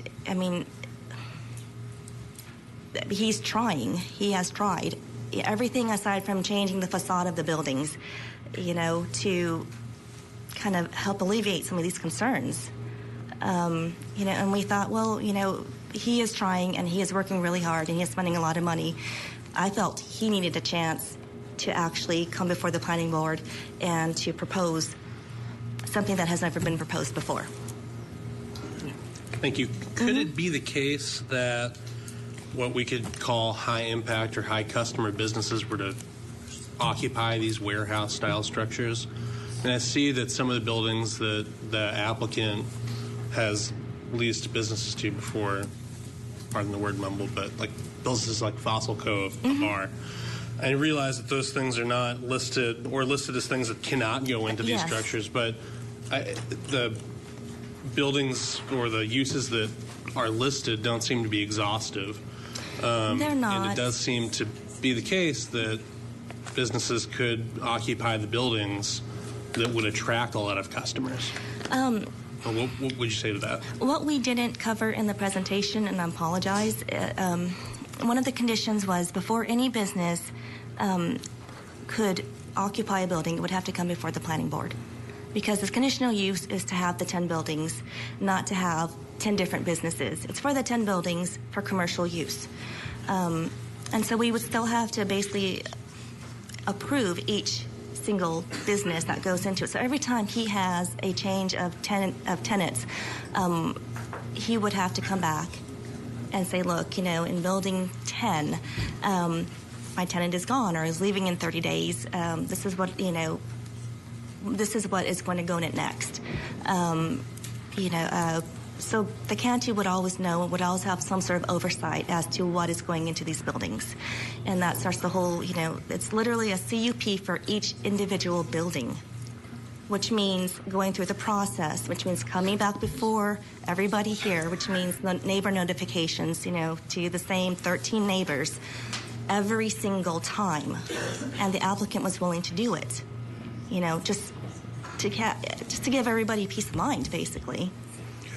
Could you speak a little bit more to the drainage issues that have been brought up tonight? I realize you talked about how the drainage would likely be improved compared to what's happening now. But could you explain that a little bit more? Yes. Let me see if I can find. Okay, so let me click on that. So apologize for the mouse. But the natural drainage, and you can kind of sit here just a little bit on the screen. It goes this way into the tree line, and it dumps out here, and you can see kind of where it pools over here. And so these pictures are very old. So if you go out there now, you'll see that a lot of these trees are gone. So right here is where the detention pond was proposed to be, and this circle is not to scale. And so basically what would happen during stormwater runoff is all this stuff basically goes onto Mr. Tobin's property anyway. He is proposing to collect it in a gigantic pond. Again, that's been vetted by our engineers, the county engineer. And what the purpose of that pond is, it's to collect the water and to allow it to release at a much slower rate than it's being released now. So theoretically, everyone who was affected before negatively should be affected more positively because the runoff is less. So it's giving the water more time to absorb into the earth while it's in the pond. Can you tell me if I'm understanding this right? It sounds like, other than, in the opinion of the planning staff, other than an act of God, the water that is currently draining into what one resident is concerned about, his foundation, would all be kept by a detention pond. Yes, it would. Yes, it would. It's only Basin 1. Basin 2 is to the south, and it's not shown on there. It will not flow into that drainage pond.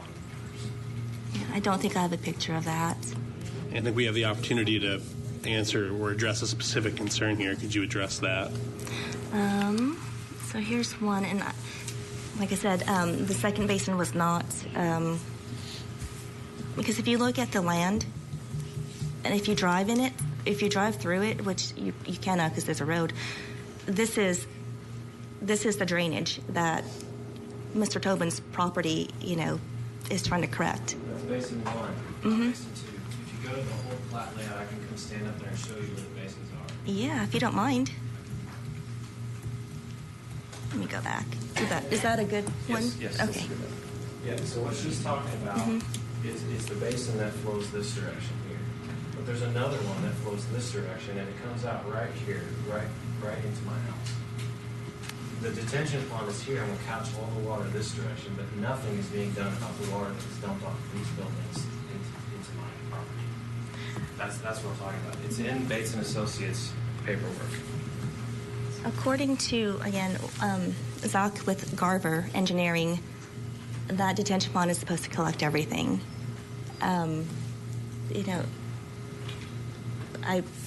Anything that I heard from Zach did not mention anything about a southern runoff or anything. Our main focus was what our engineer told us, which was that northern, basin 1.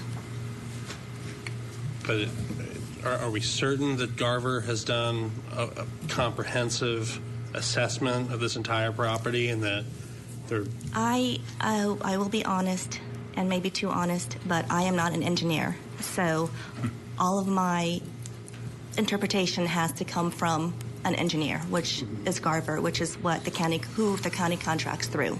I realize that, and I'm Yes, not discussing your credentials necessarily, but the planning staff, in this case, would sign off on a comprehensive assessment that Garver did and say, or an assessment that Garver didn't say it is comprehensive, yes. right? Yes. And aside from the technical concerns that are already listed here, it's the opinion of the planning staff that this meets all the legal requirements for this kind of development? Yes. Okay, thank you. Thank you, Judge. J.B. Ussery. Thank you very much. My question is, why did the planning board deny it? If everybody was in favor of it, what was the criteria that the planning board used to deny it? There had to be something. There had to be something. The neighbors kind of told you, what it was. We didn't want to sway the quorum court one way or another, so we did not include any of the minutes. But the planning board did not like the open-ended proposal of not knowing what was going to go into each building. There were drainage issues. One did not like the idea of Mr. Tobin, clear-cutting all those trees. They're big, beautiful trees, and now they're gone. There were, the facade of the buildings. They are warehouse-style buildings. A lot of the neighbors had concerns about that, and I think that might have been a reason also. But like I said, Mr. Tobin has tried to do everything to mitigate, the drainage issues. We just never got to that large-scale part where we would talk about facade or landscaping or anything like that. That is all addressed in the LSD portion, which we never got to. Okay, thank you.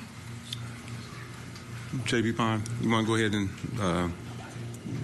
I'm sorry. J.P., did you have something, J.B. Harbison? Yes. I'm hearing some things that I really am opposed to. And what I'm hearing is that the planning board or the planning department is going to become a regulatory agency overseeing something that we've already given a CUP to. And I don't think that's what we want from our planning board or planning department. And what I'm referring to is when, we either approve or disapprove this project, and that's it. If the neighbors have problems, then we don't need to be monitoring who rents or doesn't rent those buildings. I mean, that's not the purpose of the planning board. That is, that's very upsetting to me. Thank you.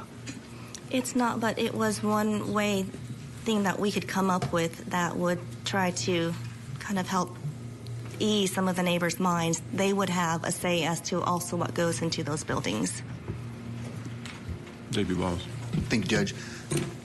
J.P. Harbison got to me before I was going to say that. I don't think that is the responsibility of you to regulate 10 buildings for one person, because I think that's not what you're to do. If we approve it, and he rents to who he rents to. And I know that you guys were trying to make accommodations for him. I don't like that at all. I don't think that's what we need to be doing. I'm with J.P. Harbison 100% on this. I don't want to vote yet, but I would rather see that part taken out because I don't think it's fair to him. We don't do that for anyone else, so I don't think it's fair that he would have to come to see you guys and to see us every time and do that work. So I would suggest going forward we don't offer that to anyone else. I know you guys were trying to make accommodations, but I'm highly against that, and it's nothing against y'all. I know you were trying to make this go along, but I would suggest going forward we don't do that. Thank you. And Cedar, that was for accommodating the planning board. That was accommodating the neighbors and the planning board. Oh, both. Okay. Yes. Who's somebody? Go ahead, JP Madison. So, did you envision that every time a tenant changed, we could maybe have to have a quorum court meeting? Yeah. Yeah, we brought that up. And Let me just say that anybody who's here watching this tonight thinks that's a really bad idea. It sounds awful for everybody. The neighbors, the property owner, you guys, us. I mean, I can't imagine. Well, it was to help, again, to help calm some of the neighbors down. As you can tell, they're very against this. It might restrict his rental income, if he had to do this every time there's a change of tenant. Because one of the things raised was like the Ritapest business. If he were to close that for some reason, he didn't have to get approval for who goes into it. So that just sounds like a really bad scenario for everybody, and I don't want to be approving rental agreements for 10 facilities. So, okay, thanks. JP Dennis. Thank you, Judge. I'd like to address this one to the county attorney, if I could. I can't help but think about Schaefer Road on this and our decision and the decision, and then having to go before the Little Rock judge on the appeal. What is a legal stance on this one? Are we going to get into legal trouble either way, plus or minus? I'm just asking before it happens instead of after. Thank you. That's that begs a really good question, and the reason for it is because what you're based on in my opinion of the Schaefer opinion that came down from the circuit court. The difference there was you had planning department, who are the full-time employees who go through all of the requirements that the quorum court has set to make sure it happens. And then it goes to the planning board, who are volunteers, who look at that to make sure that all the requirements are met. And both of those said yes, and then the quorum court said no, and the circuit court said, well, here they presented all these documents and these drawings and engineering and all these things, and you didn't provide any of those types of evidence other than saying I went out and saw the property. And in the court's opinion, not in mine, the court said that's not your proof for proof required in the motion for summary judgment. This one's going to be a little bit different because the judges, the county staff has said you have met all the requirements that the quorum court has put down, and the planning board has said, no, we're not approving this project. It's hard for me to say, what's going on, or I would certainly say that you definitely will need to articulate exactly why it is you vote one way or another on this. That's about all I can really tell you. Well, we're going to move. Thank you. We're going to go ahead and move to number 9, and then you'll have your discussion piece here. JP behind. Thank you, Ms. Cedar. Let me say this. For the sake of discussion, we're moving on to number 9. Recognizing what J.P. Madison said about, generally we would have 2 ordinances for this being the case, one for ratification and one for denial. And we don't have that here.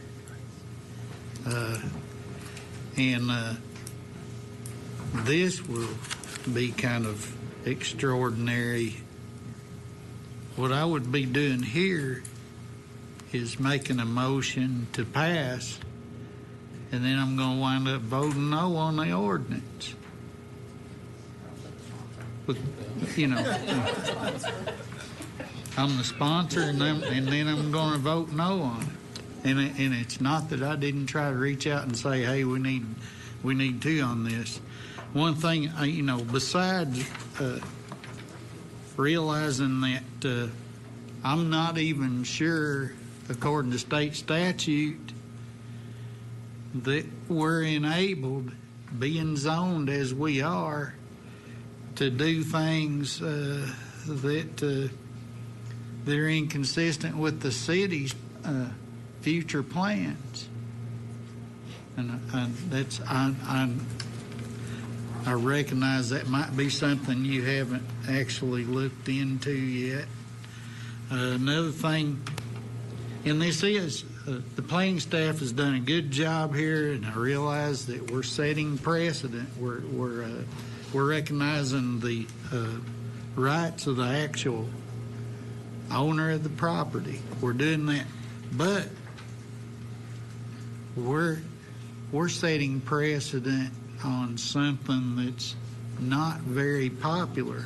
I think sometimes it's a good idea to say, well, we're going to open a new avenue here of a way to do things a little more smoothly and try to be a little more fair to everybody concerned.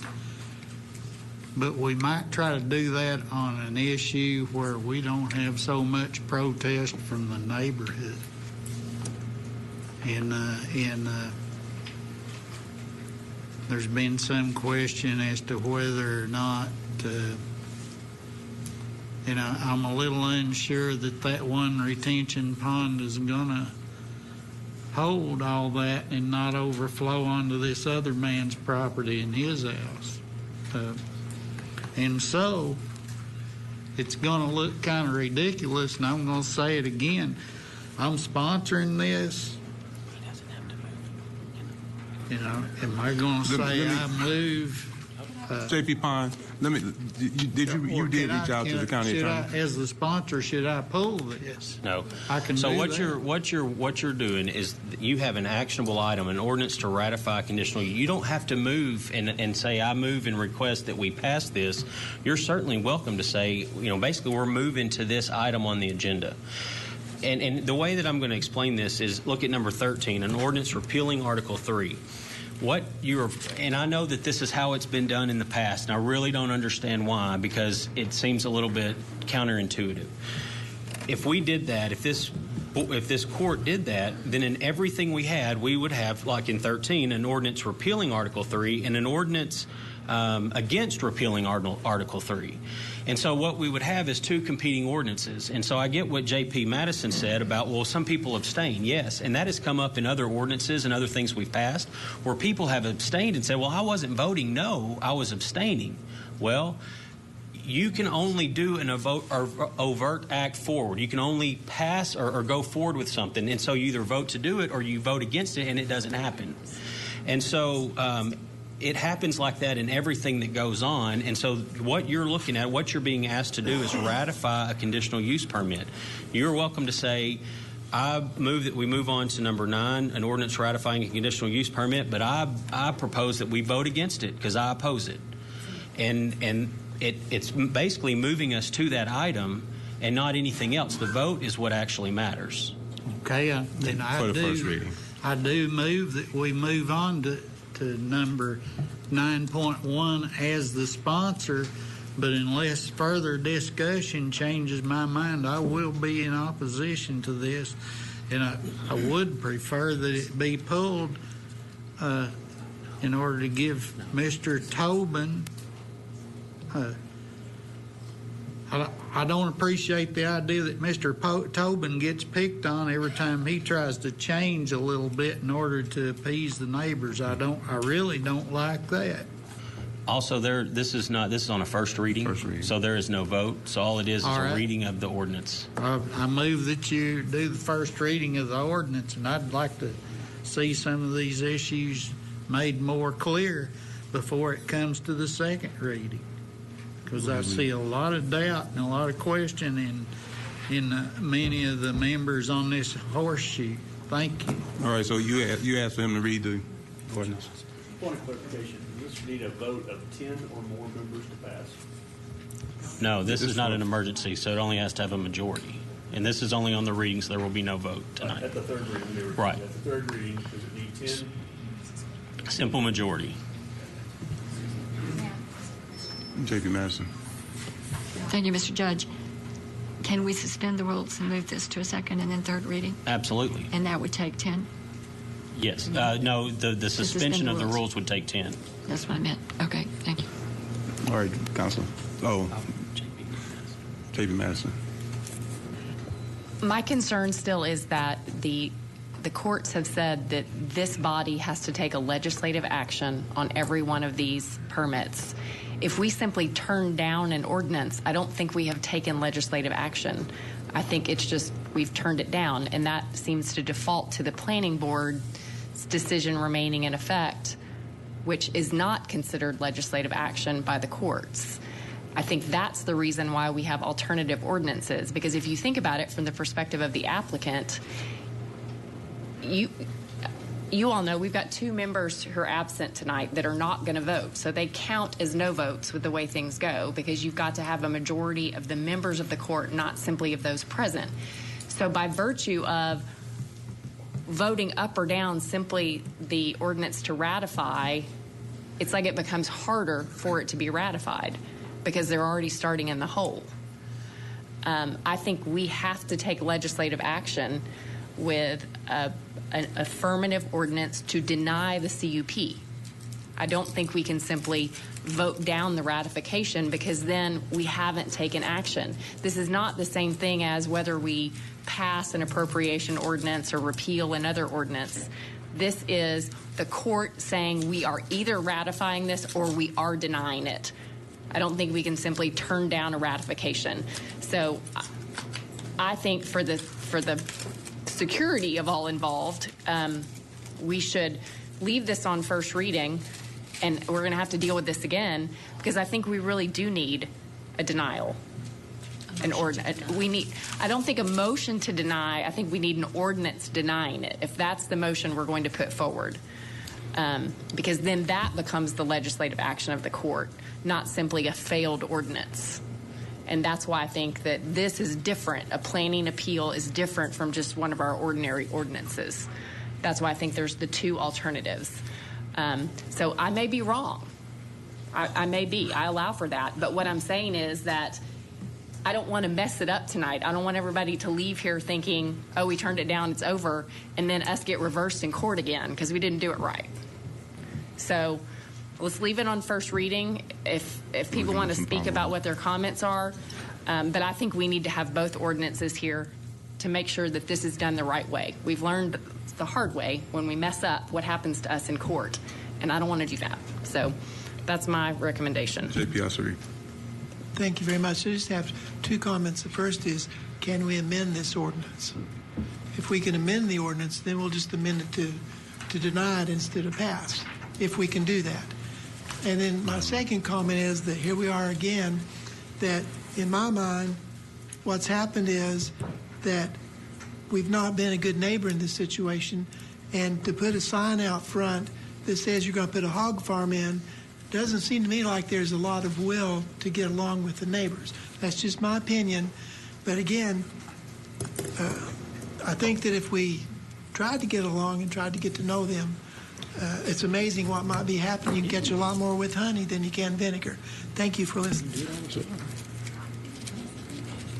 So do you want to take your amend, or do you want to put it on the first read and then bring it back at the next month?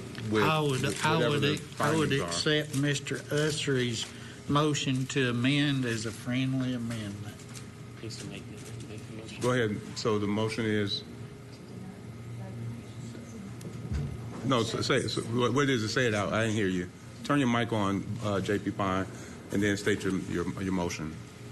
Then the motion has been amended by Mr. Ussery, an ordinance to deny ratifying the conditional use permit.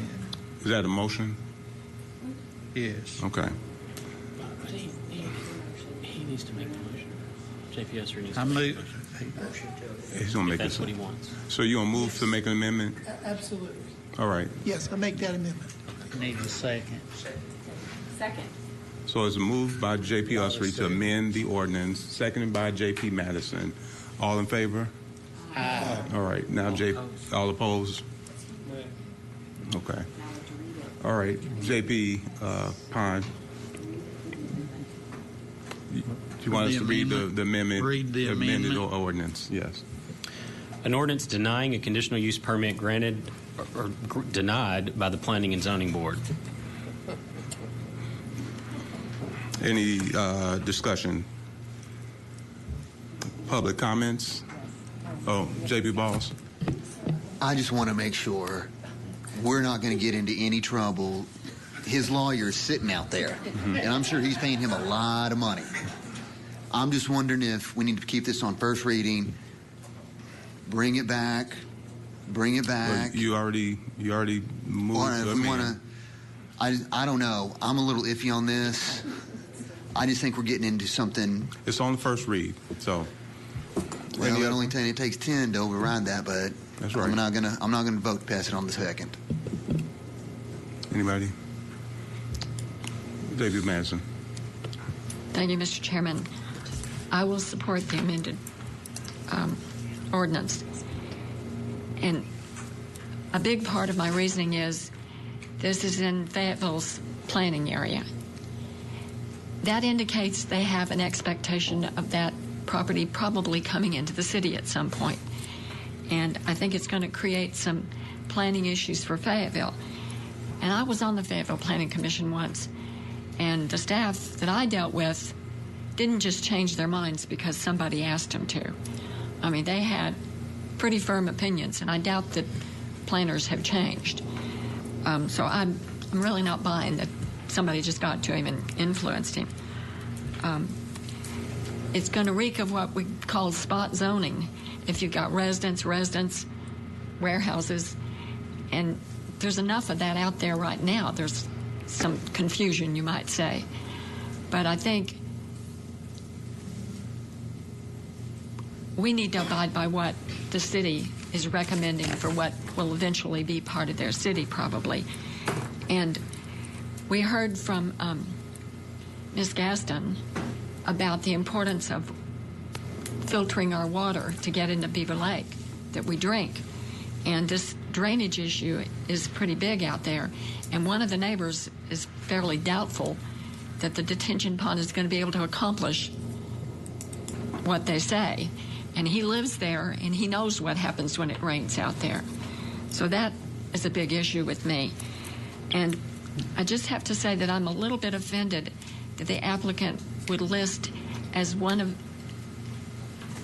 the attributes of his project that he won't have anything illegal there. Somehow, to me, that goes without saying. You don't need to tell us you won't do anything illegal.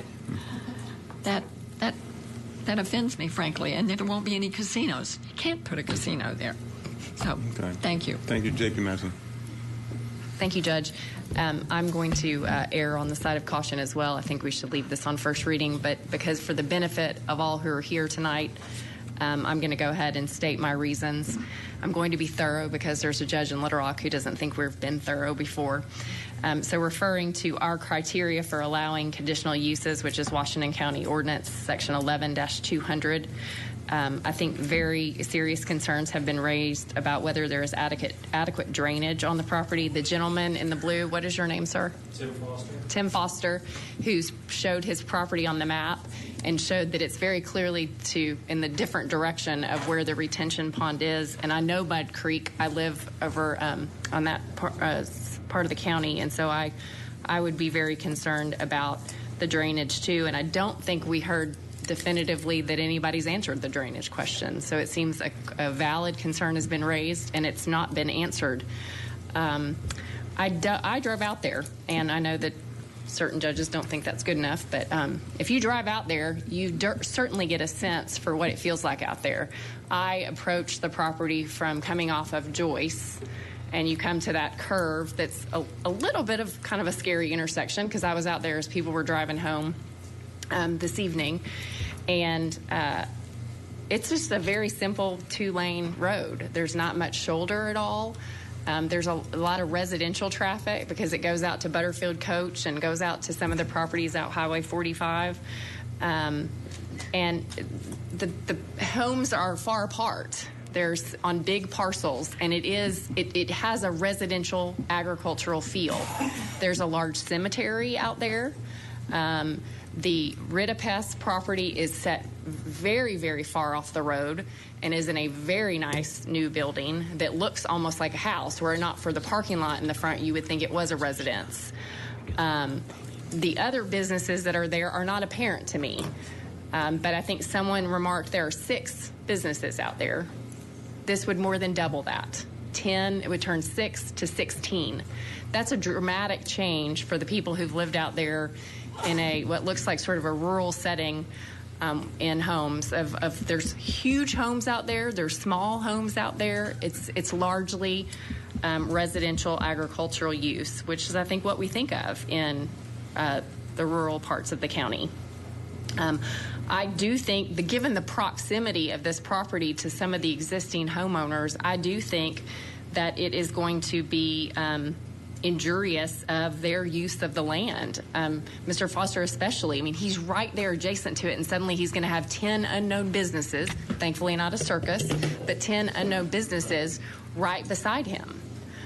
And the other thing, too, is we can talk about all we want about, well, there might not be heavy traffic, there might be traffic businesses, it might be somebody who doesn't have customers. We don't have any way of knowing. We don't have any way of knowing that. And so the uncertainty that the planning board felt, I certainly feel. But you have to think about what the ranges are of use. It could be 10 businesses that have customers. And that would be dramatic for out there for that 2-lane road and all the residences. So citing Section 3, Section 4, Section 5, I do not believe this meets the requirements of the conditional use. And with due deference to our planning staff, this is our ordinance, and I don't think it meets the definition of compatible. So thank you, Judge. J.P. Lunchman. I have always been a property rights person. I've always felt that if you invest your money in a piece of property, you should be able to do something with it. This piece of property already has commercial property on it, obviously. There's commercial property all around it over there, as well as some residential property. But that's what you find in cities. I have a glass company right across the street from me in Elm Springs, Arkansas, with a big building over there. I didn't oppose it because the young man that owned the land. And he was in the glass business, so it wasn't my place to deny him the right to build his big building there. And he did it in such a way that it doesn't bother the neighborhood. I tend to believe, I know Mr. Tobin has other properties around the Fayetteville area, and I believe he would probably strive very hard to do the same thing. This water runoff thing, you take a piece of property in the state it's in now, is not what is engineered for it when it's completed. The engineers generally engineer that drainage to where it goes to the big pond that's required. Am I right on that, Chief? So I think that's what's going to happen. It may have a flow over there now, but I don't think it will be there when the property is completed. It will be engineered to flow to the pond. So when this comes up for a vote, I'm going to vote against denying their right to develop this property. You know, I may get beat by 14 votes, but that's the way I'm going to vote. Thank you, Mr. Chair. Okay. So J.P. Pond has made the amended motion. It's been seconded by who did the second? J.P. Madison. Public. No, we're not voting. We're not voting. Oh, is this I would move on point second? something out to the court based on J.P. Madison's thing. I just want to point this out. you all went through on the wedding chapel and listed what sections, and that's what the judge said was not adequate. So I'm just saying that, so if it happens again, I warned you and said that's what the judge initially said was not proof enough in his opinion. Well, based on his order, it appears that what he needed was some sort of actual physical proof from an engineer or a planner or someone that rebutted what was presented. And so I'm just telling you what the judge's order was in that. All right, so now we've moved this on to the second reading unless there's a suspension to move to second. All right, public comments? No public comments. No more public comments? No, there's no public comment. No, because they haven't suspended to do that. Is that what you? No, that's correct. Look at the government plans. They show two basins. Sir, you Okay. don't have the floor. Okay. It will not flow across. All righty. So are you making? I would just clarify, we haven't actually moved it to the second reading yet. That's correct. Correct. So it's on the first. Is there public comment? No. I called Listen. the orders today. Say it again. Could we move on to item 10, please, the orders today? Can I make a motion? JP Eki. Are we going to, so we just read this and then move on? That's correct. So there's no vote? That's correct. Oh, but what just ruffled my feathers, and I keep them numbered for such an occasion as this, is that if we are given by ordinance a list of criteria that we have to decide to vote on, and then we vote on those items, it's tossed out by an attorney. I don't think that is capricious or arbitrary. I think that's sound judgment based on our ordinances. And I am so sorry.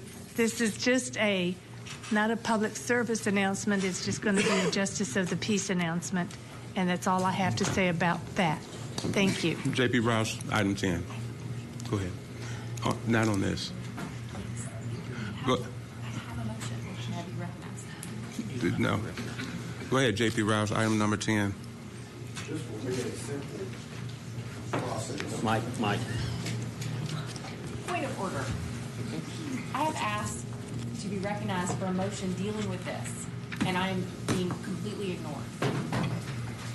Okay, so you can ask to take a vote to be heard.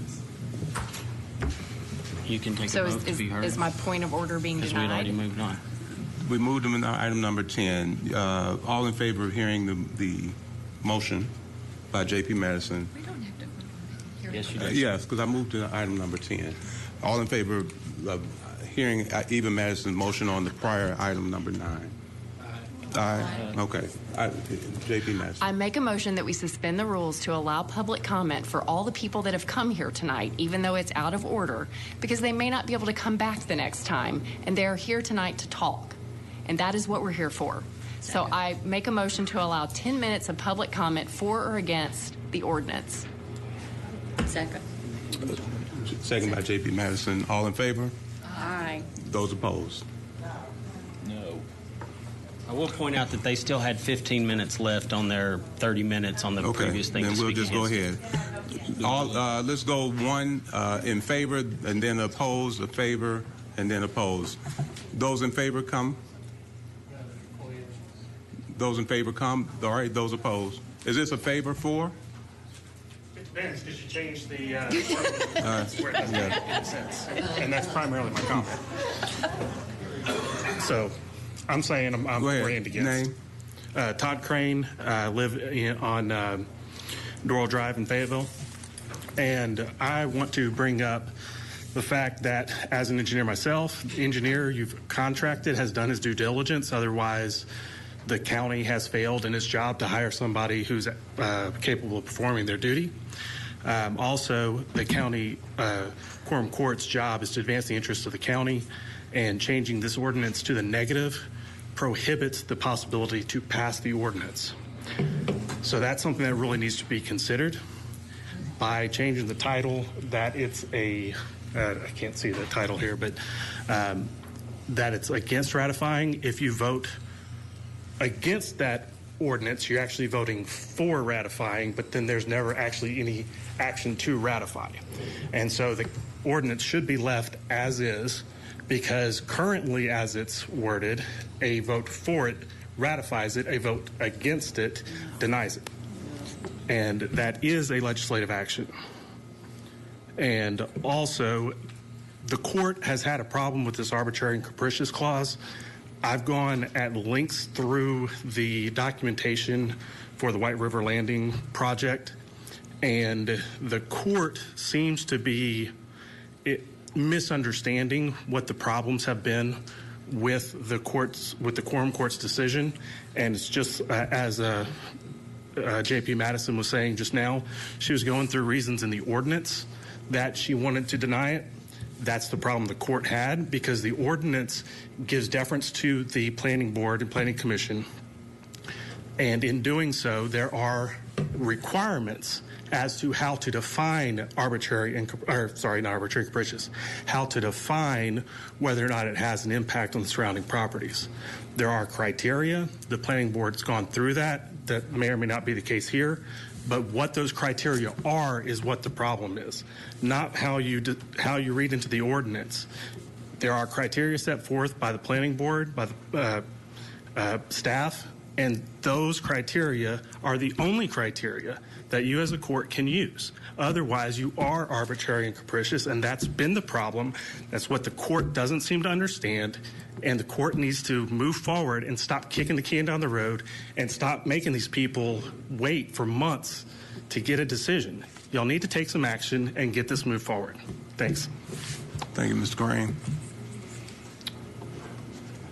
Come on. Okay, this is Tim Foster. Ms. Foster. Just to clarify, the confusion about the drainage is that there are two basins. That means that there are effectively like two bowls of land that sit next to each other, okay? So the water that comes down on one side naturally drains off to one basin. The water that comes down the other side naturally drains to the other basin. That's what that means. So the retention pond that they're proposing is for water that is funneled down into Basin 1 on the north side of the property. And the last time that I saw the plans, which unfortunately were not included in your packet, they address flow rates into Basin 1. But there is no mitigation for Basin 2. And when you add additional impermeable surfaces, like buildings, you increase the runoff, which increases the flow rate out of that basin, which is into my property. So I'm not saying the engineers didn't do their due diligence and didn't do their job. I'm an engineer myself. What I'm saying is that if you go and look at the plans, they are mitigating Basin 1, which is fine, that's good, that's needed. They are not mitigating Basin 2. It has not been addressed at all. Thank you. Mr. Foster, thank you. Did you have a question? Yes. J.P. Kickley. So, Mr. Foster, would it be correct for me to think that you're contending that the engineering staff did a comprehensive check, but have failed in some regard to see an issue in the drainage? Yes, because the focus has always been on Basin 1, and attention was not paid to Basin 2 because it is slightly smaller. Yes, that's what I'm contending. But unfortunately, the plans were not included in your packet. Otherwise, I could show you on the plans. And if you look at it, they showed the last version that I saw, because there have been 3 or 4 versions of this. But the last version that I saw showed an increase in the runoff in Basin 2 with no mitigations. But the focus was always in discussion was always on Basin 1 because that's where the retention pond is, et cetera. So in essence, they've missed a retention pond. Yes. Saying. Okay. Well, thank you. Thank you, Judge. Thank you, Mr. Foster. Thank you. For? Against?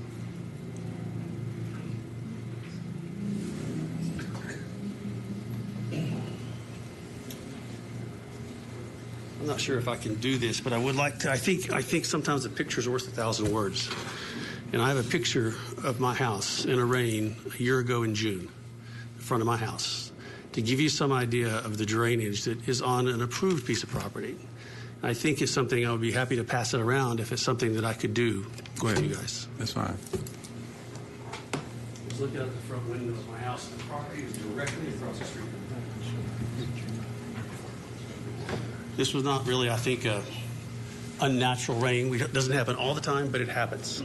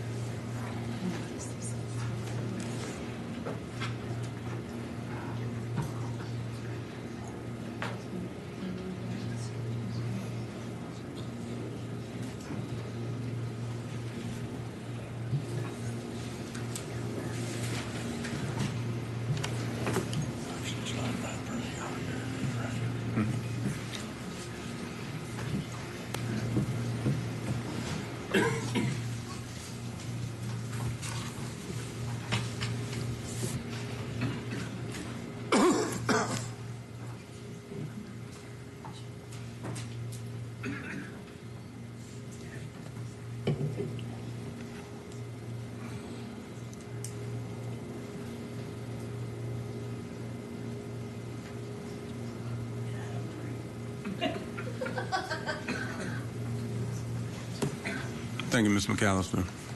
Any questions? Thank you, sir. For, against.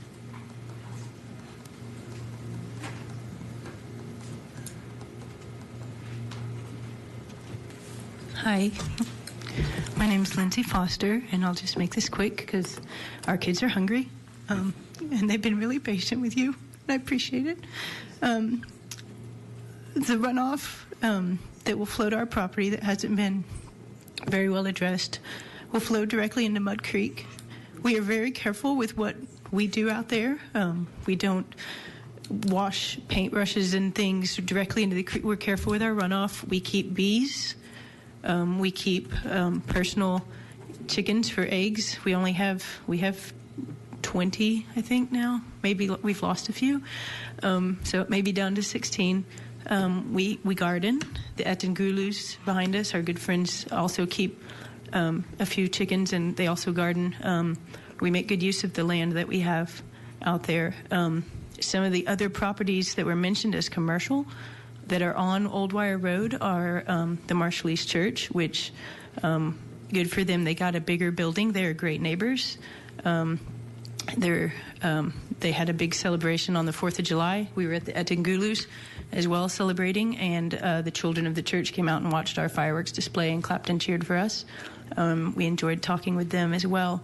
The EMS that's on continuing to the east, when they built onto the EMS site, it is a metal building, but it's also set back from the road, and there's also a residence-style building there. We had concerns when Mr. Ware came in with Ritipus, but he did a very good job with his design of his building. It does look like a house. It is also well set back from the road. So we appreciate the areas that are commercial are done well, whereas seeing this, we will, the Atengulus especially, and also ourselves, because from some of the plans we've seen, it looks like many of the trees between us and this property will be cut down for the watershed area possibility, and we will be looking at metal buildings as well as the Atengulus, and we have no idea what's going to happen with that runoff coming onto our property and how that's going to affect our land, our bees, our children, our chickens. So thank you. Thank you. For, against. For, against. J.P. Roush.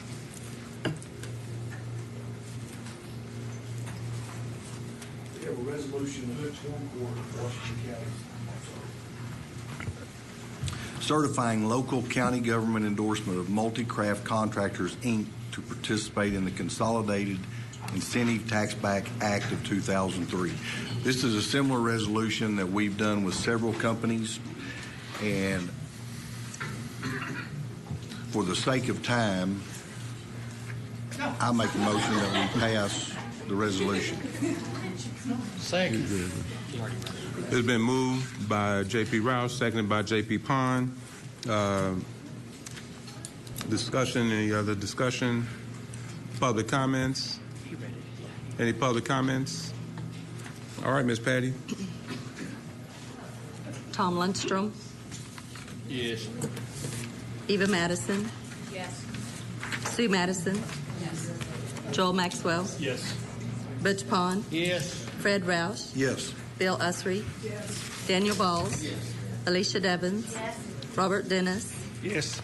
Lisa Ecke. Ann Harbison. Okay. J.P. Usry, item 11. Thank you very much. Would you read this, please, Mr. Lester? A resolution of the Quorum Court of Washington County certifying local county government endorsement of True Track Flight Systems Incorporated to participate in the Consolidated Incentive Taxback Act of 2003. And this is very similar to the one we just passed, and they're going to add on substantially to their building in Springdale. They're going to add employees. And so I move that this be passed as read. Second. It's been moved by J.P. Usry, seconded by J.P. Pond. Any other discussion? Any other discussion? Public comments? Any public? Go ahead. Only if there's any questions. No public comments? All right. Ms. Patty. Joe Kiklak. Yes. Tom Lundstrom. Yes. Eva Madison. Yes. Sue Madison. Yes. Joel Maxwell. Yes. Butch Pond. Yes. Fred Roush. Yes. Bill Usry. Yes. Daniel Balls. Yes. Alicia Devons. Yes. Robert Dennis. Yes. Lisa Ecke. Ann Harbison. Very good. Thank you for coming. Thank you for showing up today. Item number 12, J.P. Usry.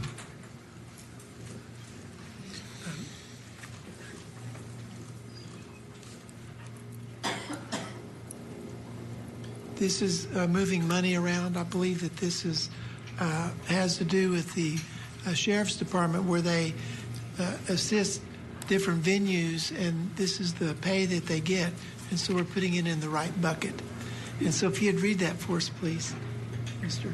An ordinance appropriating additional revenues of $64,457.34 from the general fund to various line items in the sheriff's budget for 2018. So I move that this be passed as read. It's been moved and moved by J.P. Usry, seconded by J.P. Harbison. Any discussion? Any other discussion? Public comments? Any public comments? Ms. Patty. Joe Kiklak. Yes. Tom Lundstrom. Yes. Eva Madison. Yes. Sue Madison. Yes. Joel Maxwell. Yes. Butch Pond. Yes. Fred Roush. Yes. Bill Usry. Yes. Daniel Balls. Yes. Alicia Devons. Yes. Robert Dennis. Yes. Lisa Ecke. Yes. Ann Harbison. Yes. All right. J.P. Ecke, item number 13. J.P. Madison. Thank you, Mr. Judge. I would move that we override the ordinance, the motion passed earlier, and call for this item to be read in its entirety. Thank you. Second. Thank you. To read it in this, to suspend. Okay, got it. So it's been moved by J.P. Madison, seconded by J.P. Dennis. All in favor? Aye. Those opposed? All right. Thank you. This is an ordinance repealing an ordinance that is already on the books, and I will be asking the assessor once he quits texting. No. Hello.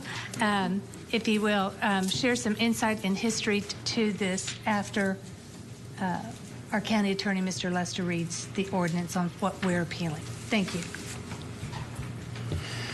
Being enacted by the Quorum Court of the County of Washington, State of Arkansas, an ordinance to be entitled, an ordinance repealing Article 3, Section 3 of Washington County Ordinance Number 1999-03, codified as Washington County Code 2-192, subsection 3C, subsection 3.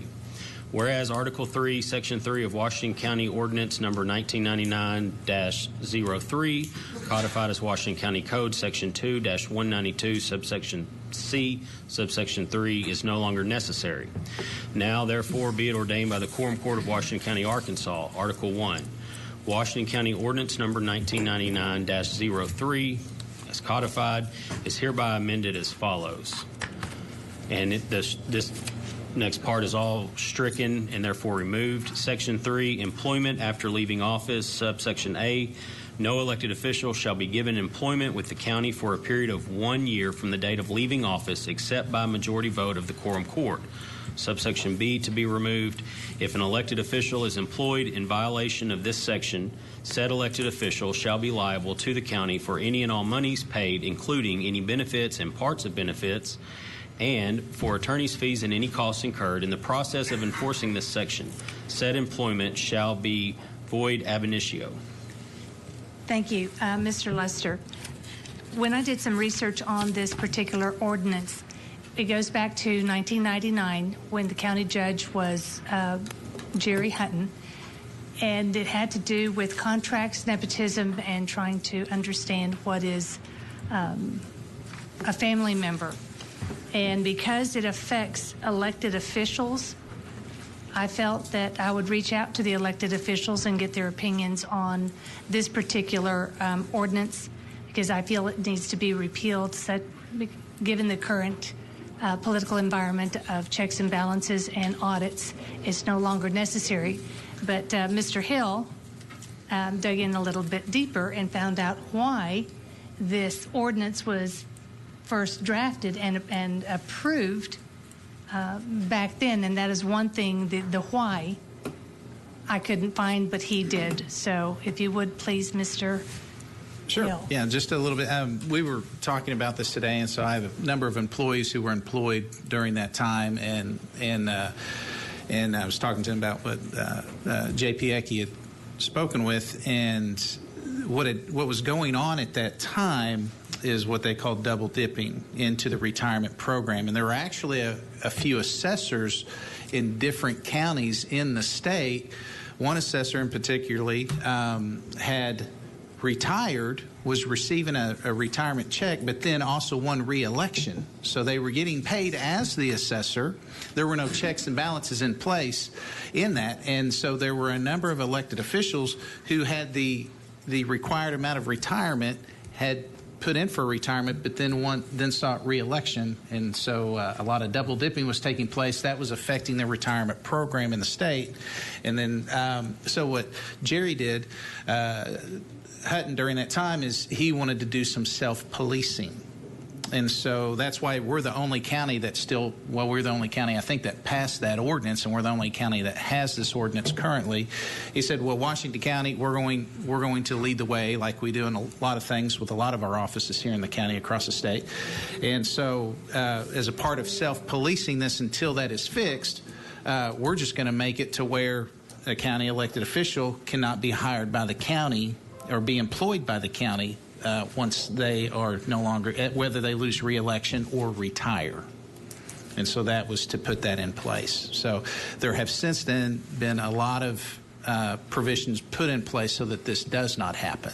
And so therefore it's kind of somewhat of a needless ordinance. I think Sebastian County just repealed an ordinance this last week that you were not allowed to dance on Sundays. Oh, was it Fort Smith? Okay, Fort Smith. Okay, yeah, I'd heard something about that. So I kind of throw this one in the same bucket with that one. Got it. And then also I received some feedback from Bobby Hill, who is out of the county. He says, I'm out of the county tonight, but I wholeheartedly agree that this ordinance should be repealed. Thanks, Bobby Hill, Treasurer. From our Circuit Clerk, Kyle Sylvester, I will not be able to attend this evening's Quorum Court meeting due to a previous commitment, but I'm in support of repealing this particular language outlined in the county code.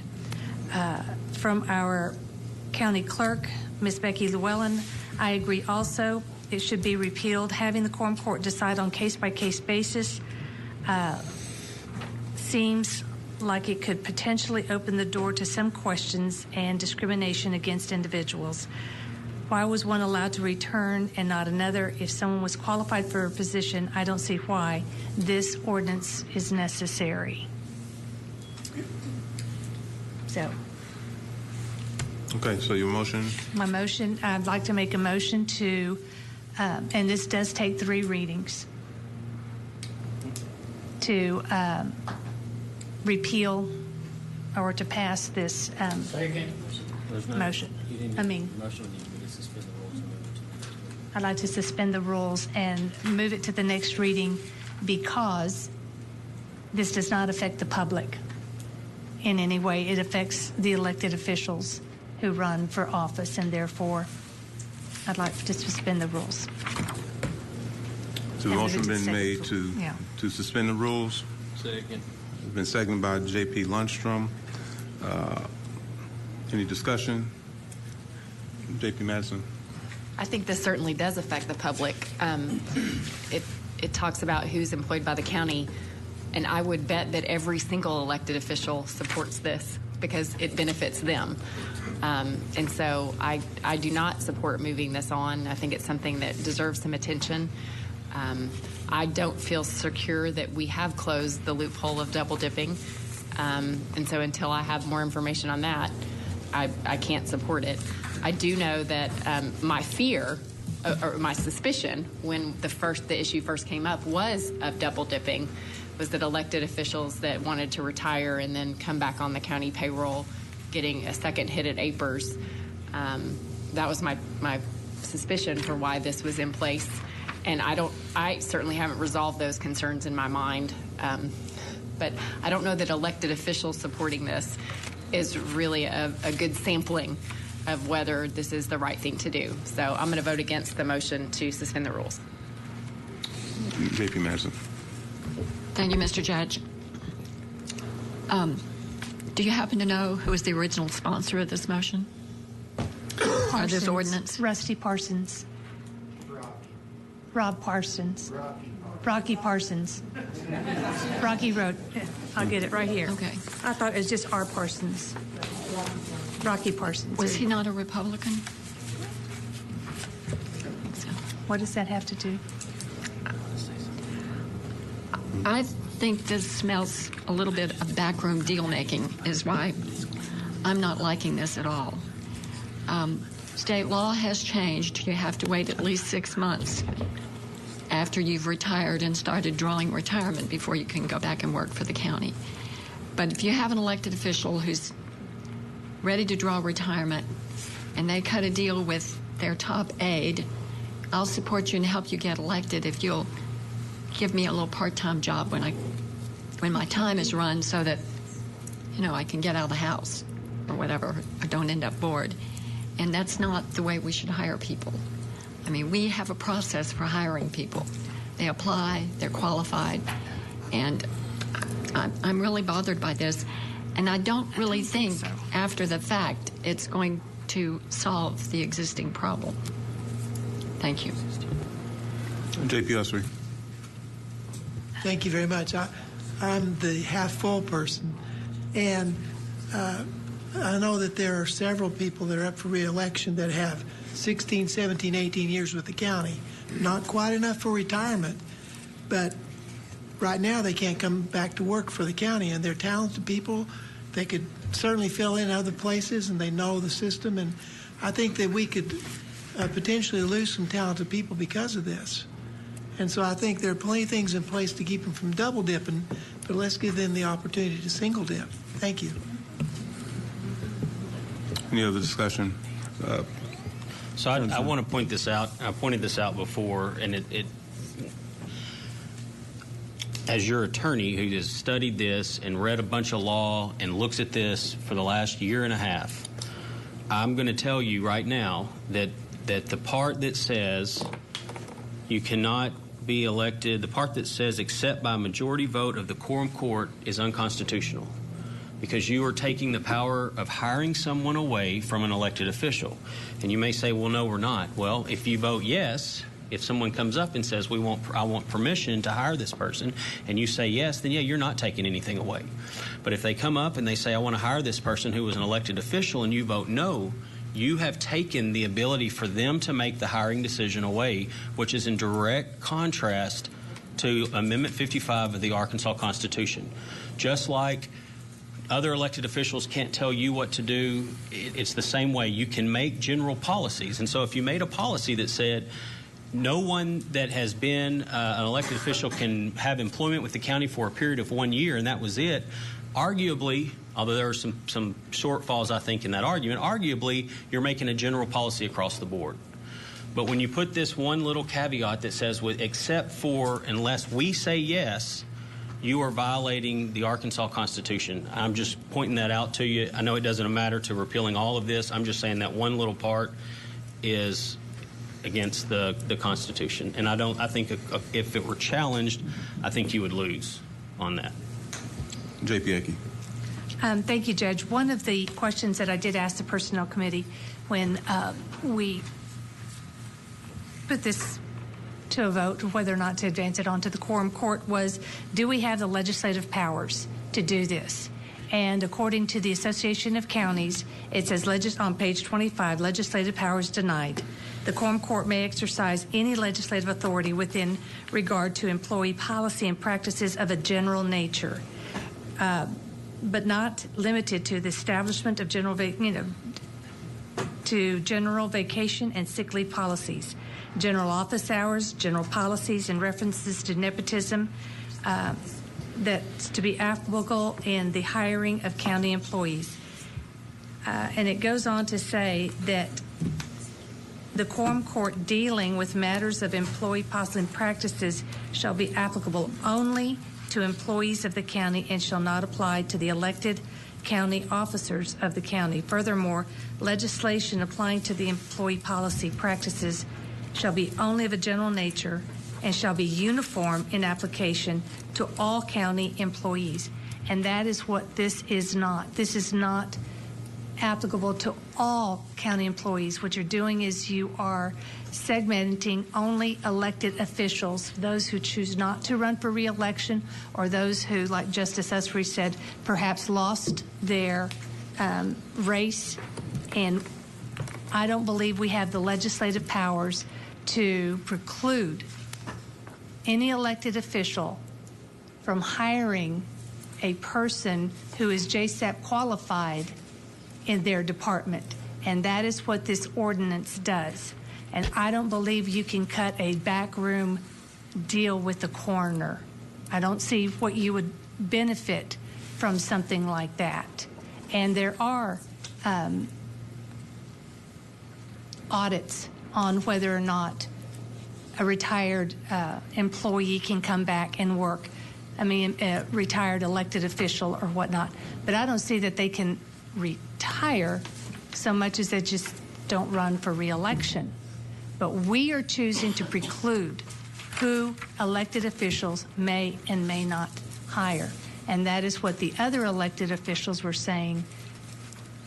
The Quorum Court doesn't have this legislative power. That is my department, and I get to hire whom I feel is best for my department if they pass JSAP qualifications. So according to the ACC, we do not have this legislative power that Jerry Hutton passed back then.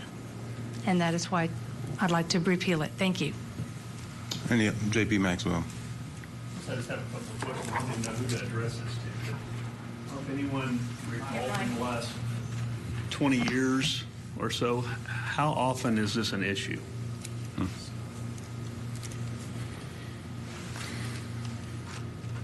Okay, I mean, that's one of the things I'm struggling with is I don't know how often that this comes up.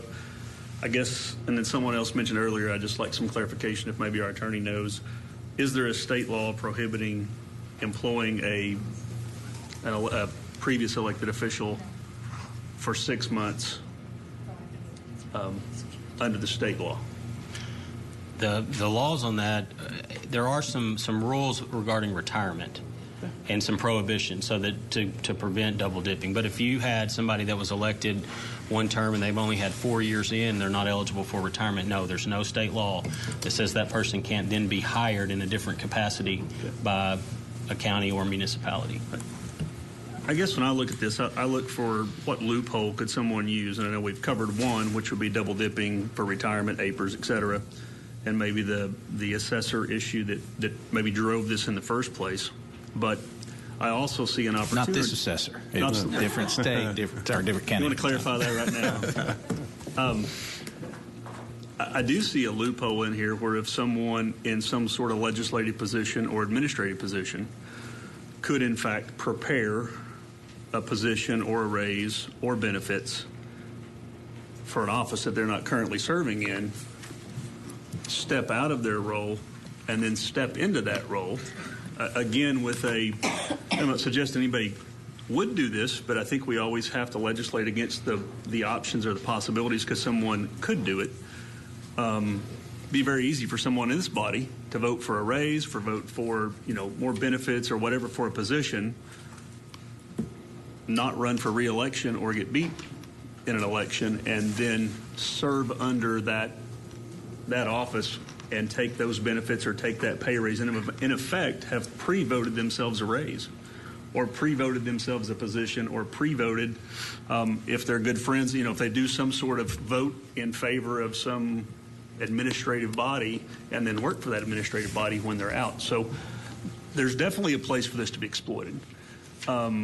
And then secondly, I know our attorney has mentioned that maybe this is at odds with our jurisdiction with this majority vote piece. I read that as an option where if there is someone who hasn't done that, they are well qualified, there is a position, they haven't preloaded their own raise or administrative position or whatever, then this body could say, you know what, we want to make an exception of that because this is a good employee, they have good skills, they're not trying to double dip, they're not trying to set themselves up. Hey, we all in an open public forum see this, understand it, agree to it. Let's accept the rules and allow them to do that. So I see that more as an exception in favor of allowing those people to do it and giving some leeway. And the last thing, I know Lisa Ecke or JP Ecke read some things dealing with nepotism that does fall under our jurisdiction legislatively.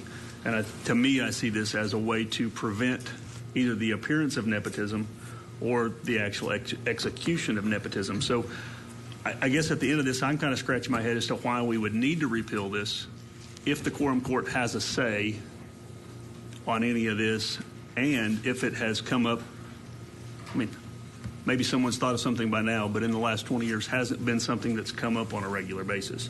So if it does come up, we have a mechanism of this group or whoever's sitting in these chairs can look at it, weigh the opinions out, make sure that it's fair, appropriate, compliant, and with a majority, simple 8 people, as long as 8 people see the details, then this can go through. So I guess mostly I'm scratching my head as to why we need to repeal it when we do have an out clause with the majority vote. Thank you.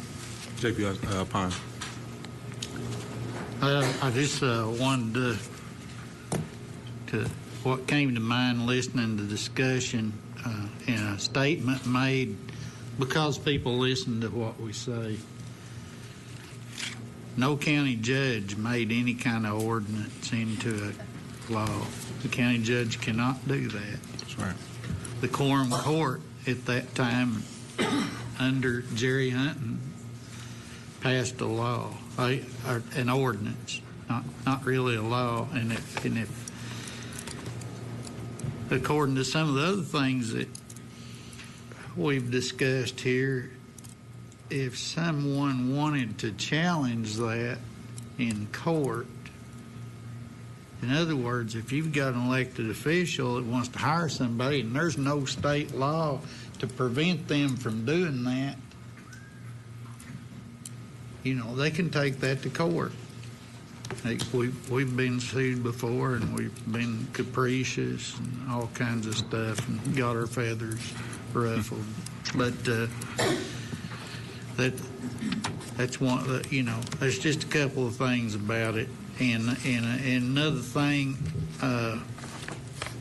if in fact you've got a quorum court that's getting along really well with their elected officials, a majority of them, you can get things passed, and if you don't, you can't. But and I'll speak for myself on this. I, as a JP, this one single JTP, cannot vote myself some kind of raise where that I might receive in the future when I don't have a job here and I'm not very popular around the courthouse anyway. Some days just depends on. Might not be tomorrow, but it would take a majority of y'all to vote me some kind of raise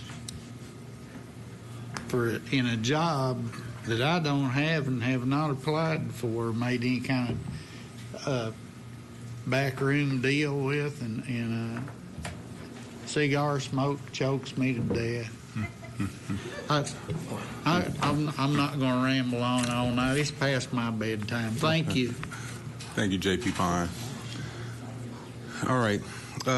We had a motion by J.P. Ecke to suspend and advance the second reading, and a second by J.P. Lundstrom. All in favor? Aye. Those opposed? No. Ms. Patty? Joe Kiklak. No. Tom Lundstrom. Yes. Eva Madison. No. Sue Madison. No. Joel Maxwell. No. Butch Pond. Yes. Fred Rouse. Yes. Bill Usry. Yes. Daniel Balls. No. Alicia Devins. Yes. Robert Dennis. Yes. Lisa Ecke. Yes. Ann Harbison. Yes. Doesn't. Okay. So it goes to second reading next month. J.P. Harbison. Okay. I done. Ordinance, okay. Open space plan discussion. Thank you, Mr. Hill, Assessor Hill. Appreciate it. Go ahead. Sorry. The first thing I'm going to do is I'm going to make a motion that the county attorney write an ordinance to put this on the ballot and that this ordinance be presented at the August meeting. Second. There's been a motion by J.P. Harbison to have open spaces Or the open space ordinance for the people to vote on it, to be placed on, for that to be drawn up and to be placed on the agenda for August. For August. And it was seconded by J.P. Balls. Okay. That's a voice. All in favor? Aye. No. Those opposed? No. Ms. Patty? What about discussion? This is for just put it for next month. Just to put it on the agenda for discussion. Oh, okay. I thought you said for next time. Well, yeah, I'm going to put on, write an ordinance to put it on the ballot. And then it be put, yes, Right. and When do you want it done? in August. Not tonight. No. Yeah. Well, I Okay. guess my other question. Okay, I've got another question on it, if I could. And forgive me, my hearing aids aren't working. I've gone to this, and when I put these in, I can't hear. It's the same as sticking your fingers in your ear. But if you wait, and I'm trying to be fair to green space on this, if you wait until August, is that done in time to be on the ballot? And number two, if it fails in August, does that give green space time to get their signatures that they would need to be on the ballot? Open space. Open space. I looked back at the 2012 procedure because we did this in 2012. The court voted to put the transit tax on the May ballot, and we did so by ordinance in March. So there's time. Okay. All right. So Okay. I don't know about the signatures portion, but there's still time to get it on the November ballot if we act. It seemed as late as September. J.P. Pine That and was then at least the way it worked in 12. J.P. Pine and then J.P. Harbison. I'm going to recognize that J.P. Harbison has made a motion and had a second, but okay. I'm addressing the county attorney here, Brian R. Lester. We don't have to. I read your. That's what it said. We don't have to have a vote to put something on next month's agenda. No, you don't. You're the sponsor. You can just say, I want this. I recognize that you've announced you want this for next month. I should have put it on tonight. Yes, I ma'am. didn't. Okay. Okay. I mean, so we it's put going it to be on. on the ballot whether you're the only one on here that. I mean, it's going to be on next month's agenda whether or not anybody here wants it or not. Okay, Yes, J.P. ma'am. Harbison, you'll just connect with. Okay. Well, I don't know if anybody wants to speak tonight or not. It's getting late, but the only point I really want to make is a point that one of the speakers made tonight, and that is that Beaver Lake is essential, is the engine for everything that happens in Northwest Arkansas. And if we can do anything to help protect that with more open space, this is volunteer. Let's let the people decide it instead of 15 people sitting around this horseshoe. Let the people decide. Point of order, and I don't normally get into points of order, but point of order. Why? Okay. Well, I'll make it. All right. Ready to hear it? Dennis. You made a motion about putting it off, and then we said you don't need to do that, and then now we're going to discuss it. So if we're going to discuss it, let's open it back up and we all discuss it then, and then we take care of business tonight. Well, you're not being denied discussion. Okay. Okay. Yeah. You're right after she finished. I'm going to you. Go ahead. I just, we have people here. They've done an excellent job of presenting their side of why we need open space. I'm not proposing myself either supporting open space or opposing open space.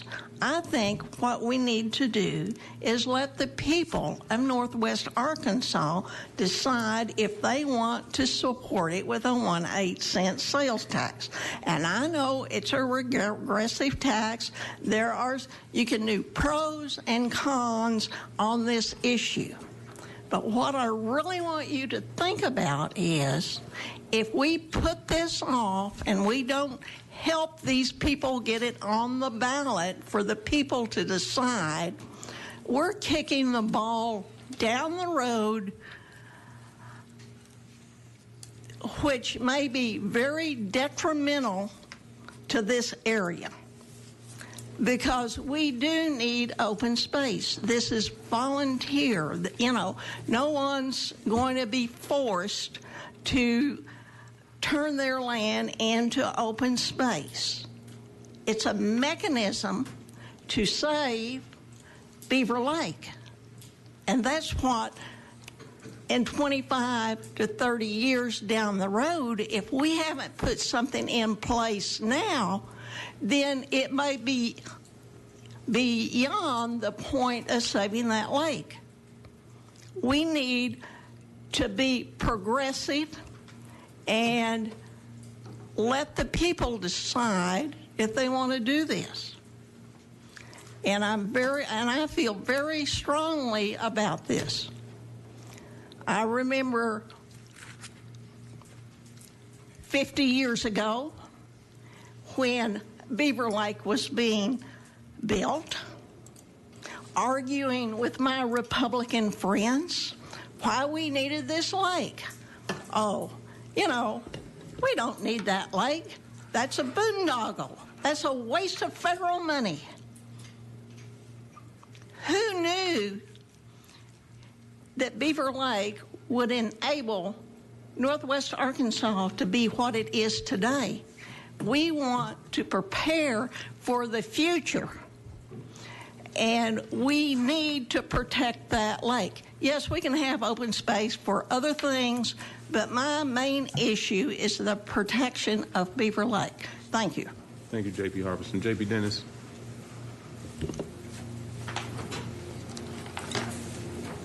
Before I get started, I'll say, I agree. You don't want 15 people deciding it. But we had a county service meeting, and this died with a lack of a second. And you wanted to have a tax increase bad enough that you brought it up in this way. And so you brought up the Republicans, I'll bring up the Democrats. Scarlett, the Democrats want a tax increase. And so if you're for a tax increase, be for this. But if you're not, you're asking people who don't even get Beaver water to pay for it through a tax increase. So call it what it is. It's a tax increase. And you're for it. Now, wait. I have the floor, ma'am. I have the floor. We don't get into it, but we're about to. J.B. Harbison. Okay. Go ahead, J.B. Dennis. J.B. Dennis, go ahead. So it should be decided by 15 people, but the way it should be decided, if we can't decide tonight, then the way it should be decided is let open space get the signatures of the people. They've already got thousands, they say, on bikers. I mean, you could have 1,000 signatures tomorrow. So if you don't trust our vote as 15 people, get the signatures. How many signatures does it take to get on the ballot? Someone that's been around longer than me probably knows. But, why should it be decided that way, that if people want it on the ballot, they sign a signature to get it on the ballot? A lot of people look at us and they say, well, if you like it well enough, I'll vote for it. And they count on you making the right decisions or me making the right decisions. So let the people decide that way if they want it on the ballot. So that's the way I feel. And so we've put it off. We're going to put it off tonight, and then we put it off another month. Well, then they don't have time to get signatures for it. So... and then the other thing is, I know the survey, Elizabeth and I visited quite a bit, and what I told her I would do is I would visit with people, and I visited with a close to 75 people, and I got one yes, and I got the rest of them all no's, and half of those no's were not only no, but put another word in front of it, and so I want the people's will as well. I'm not trying to do something on my will. The way I feel about it is a lot of times is different than the people feel about it. But I'm here to represent the people. And I was told flat out, no, they do not want a tax increase to pay for land to be bought that they don't know who's even going to be in charge of, and they don't know who's going to run it. They don't know how it's going to be ran. We spent 45 minutes talking about it the other night. We spent another 30 minutes tonight, and I'm still unclear about a lot of it. And so how are they to make a decision? How are they to make a decision unless they have a chance to read and decide if they want to sign it? So I'll leave it at that. I'll yield the floor to you. J.P. Dennis, J.P. Lunchroom, and then come back to J.P. Robertson. I own property on Beaver Lake, and I'm concerned about its quality and so forth. But I am not in favor of the county proposing a 1/8 of a cent sales tax, because I will guarantee you, if not this year, next year, there's going to be a property tax increase. There's going to be a sales tax increase for something to rebuild the jail with, et cetera, et cetera. There's probably going to be an additional tax increase just to support this county in general. And all the talk about the open space, nobody has told me that they will guarantee me that there will be no runoff or any pollution of that lake, because we just bought 175,000 acres of land. Somebody's got to maintain that land in such a way that it will prevent the runoff. That will cost millions more that nobody's talking about. So my big concern is Washington County Quorum Court imposing or even putting on the ballot an 1/8 of a cent tax. I would be in favor of letting them get their signatures myself and get it on the ballot, because we're going to have to collect that money, we're going to have to distribute that money, and that's going to cost this county money to do. And that's not been talked about. So I don't mind the people voting. You know, if they want another 8% sales tax, that's fine with me, but I don't want to ask them for it. Thank you, Mr. Chair. J.P. Madison, and then J.P. Harbison. Thank you, Mr. Chairman. It was said earlier today that we need to let the voters decide and that we represent the voters. And I sort of take a little issue with that. I've always felt like I represent everybody in my district, people who aren't old enough to vote, people who aren't eligible to vote, or people who are too poor to get to the polls on Election Day. And as Ms. Harbison, J.P. Harbison pointed out, a sales tax is a very regressive form of taxation, and it tends to hit poor people the hardest. And poor people with children are going to feel this extra sales tax. But another concern of mine that you might say we all learned the hard way, most bureaucrats dream of a dedicated revenue stream. And we fell for that once in this state. We currently have 1/8 of a cent that both the Republican and the governor leader of the state, Republican and a Democrat, campaigned all over the state for that 1/8 of a cent, whatever it is, to go to game and fish, etc. And then when times got tough in 2008, 2009, everybody's ears kind of perked up and thought, oh, things are really tight in state government, but those agencies are flush because they had a dedicated revenue stream. That removes our prerogative as elected officials to make hard decisions about where money goes. And I think that's why we got elected. And I have a lot of poor people in my district. I mean, we all think of Fayetteville as rich. There are places, Seven Hills is in my district. And I think they should ask Game and Fish for some of their money. Let them spend some money around the state preserving open space. Thank you. J.P. Harbison and then J.P. Keeklak. Well, I didn't expect to get the reactions I did, but I guess that's the way people feel. I still think that it's our responsibility as elected officials to let the public determine what they want. I know there's an anti-tax element out there, and I know, and if you ask any particular person on any particular day if they like taxes and if they want to vote for an increase in tax, they're going to say no. But I know also schools raise money all the time, and it's very critical that they have that money. So people are willing to give a little bit for things that are very worthwhile.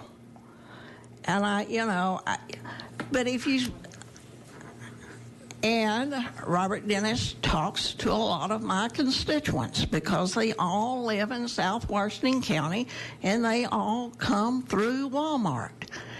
All I have to do is go out there on Friday and I see, I would say hundreds of people, but I bet 50 or 60 people that I have had in school that live in South Washington County. I think, I can see the sentiment on the court. I disagree with you. I think we need to go on and put it on the ballot, but, court rules. J.P. Keeklak. I'll accept whatever they decide. Thank you. Thank you, Judge. And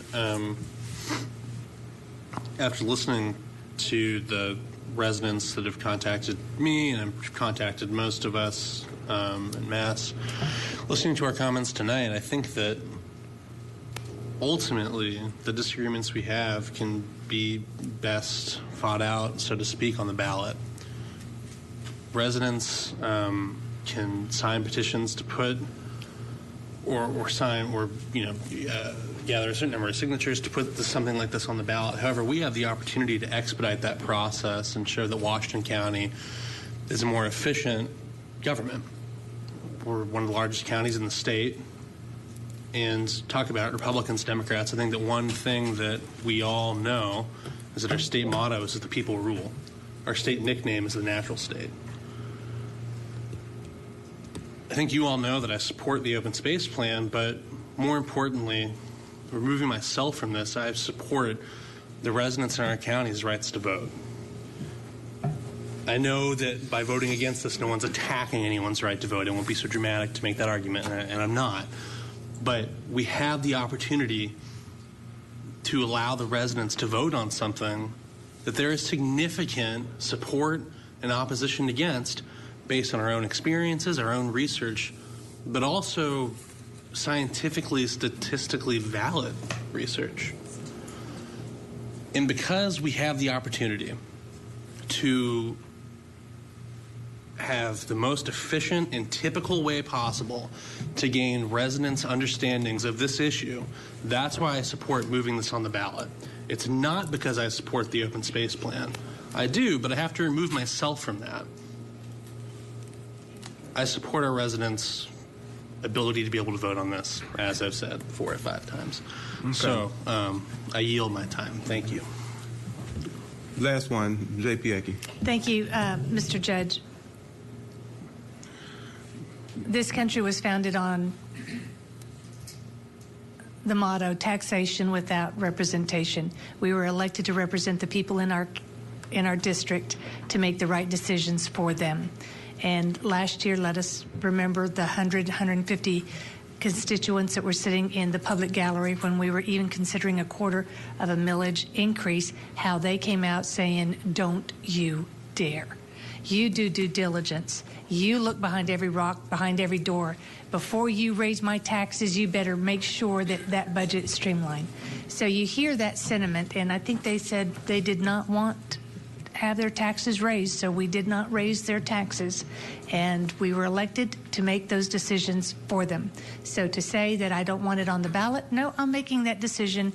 That is why I was elected. Number 2, Beaver watershed. When I read their mission statement and what they're doing, it sounds a lot of like there's overlapping in all of this, that is what they are supposed to do, and the private funding and whatever else that goes to the Beaver watershed.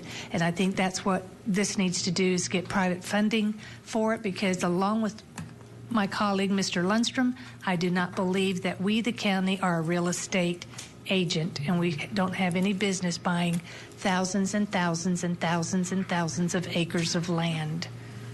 Leave that to the private industry. Thank you. J.P. Maxwell.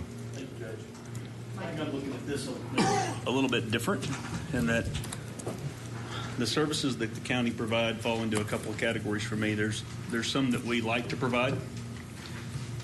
Sometimes that's better roads. We have good roads. Sometimes we improve them. Sometimes it's a library, it's a whatever. And then we have some things that we don't have a choice but to provide, and that's law enforcement, jail, detention, etc. And by law, by state law, we have to detain and house those folks when they commit those crimes. And so when I look at this, I see a whole different question here, and that is the public only has an appetite. Poor people, rich people, everybody, they only have the ability and the appetite for so many taxes. We are most likely going to have to come up with some plan to fund what has been originally suggested to maybe cost $20 to $25 million to house prisoners that we can sit here all day long around this horn. At the end of the day, we're going to pay for that. Somewhere or the other, we don't have a choice. That's a state mandate that supersedes our legislative powers. So we already have some things that have been voted on.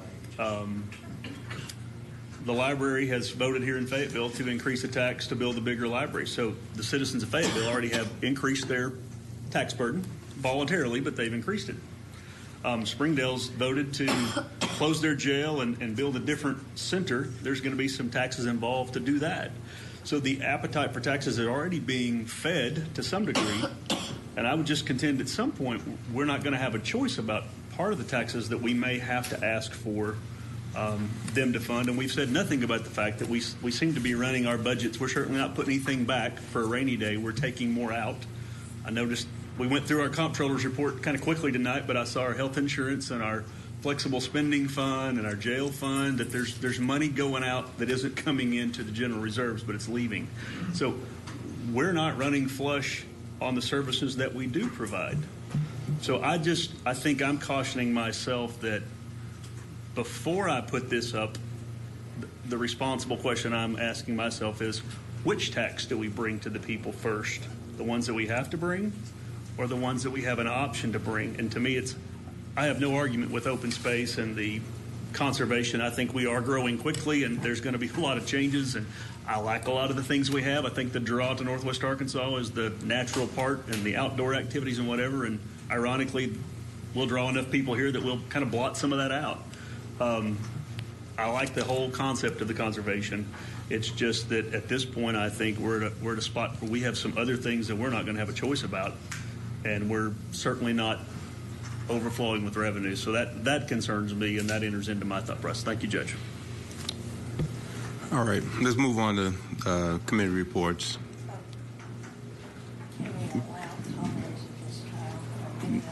We already had those at the planning. This was not on that. So when we have the ordinance, it'll come back on. When you do your ordinance for next month, then we'll have that back up. Go ahead. Go ahead, JP. Make your final statement. Turn your mic on. Turn your mic on. Opportunity for someone that wanted to make a comment from that are, sit here all evening. Ms. Bowman, are you going to make the comment? Or are you going to speak for or against? I'd rather let others okay. have a comment.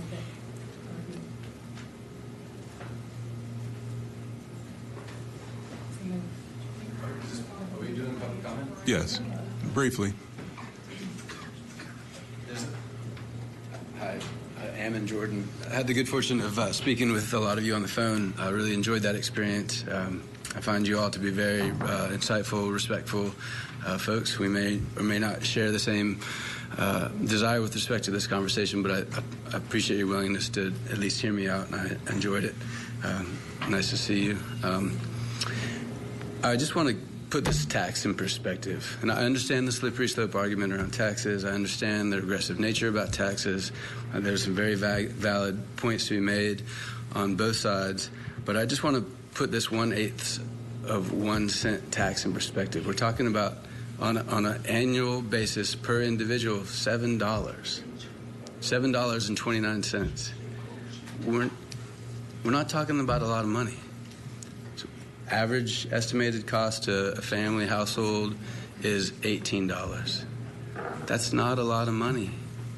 And what we're doing is we're buying that sense of security that when we turn on the tap and pour ourselves a fresh glass of water, that we can drink it safely. I would be willing to pay $18 on behalf of my family to have that sense of security that I can pour a cold glass of water for my 7-year-old daughter and not have to have any sense of concern about the security of my water source. And this is not just a water source for my family. This is a water source for 1 out of 7 Arkansans. This is the economic engine of Northwest Arkansas. This is the reason that we are all here today. Right? If it wasn't for us, if it wasn't for that $37 million that was spent on that dam eons ago, built by an out-of-state company without any economic interest in our community, if it wasn't for that activity taking place, we wouldn't be here today. And now we're squabbling over $7.29.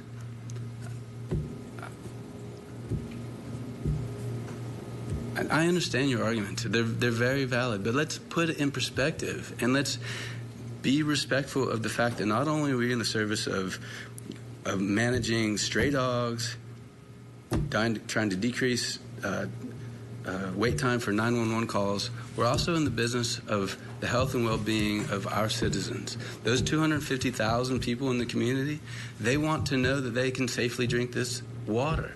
They want to know that you are representing their interests. They want to know that you're not going to be an obstructionist with respect to their ability to cast a vote that directly affects their family's personal well-being. And so I just want you to put this all in perspective. I understand that you are elected officials. I understand you're trying to act with your fiduciary responsibility on our behalf, but put it in perspective and let us, the people, have the vote to determine the outcome of Washington County with respect to all the benefits that open space provides, not only drinking water, but there are many, many other tangible economic, health, safety benefits of open space. And I want you to keep that all in perspective, if you would, please. Thank you. Thank you, Mr. Adamson.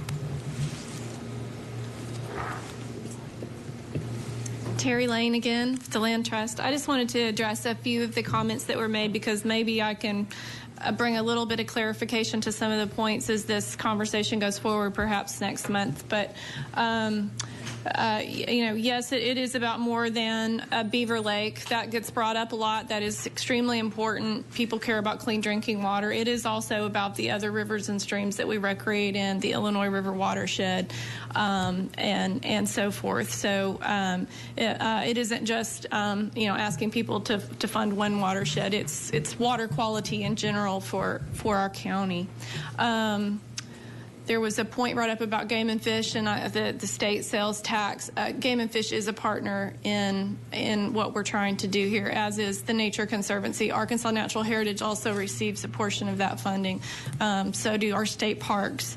So that 8-cent state sales tax, or however much it is, went into, if you've gone to our state parks, you've seen the impact of the money that was spent there and how nice they are now and how much tourism they draw, and therefore how much revenue they bring into our state. So that money is going to good uses. And yes, those agencies, those bureaucracies are sometimes partners with what we do. It's private and public partnership that's happening, and those dollars would be leveraged for greater impact in Washington County.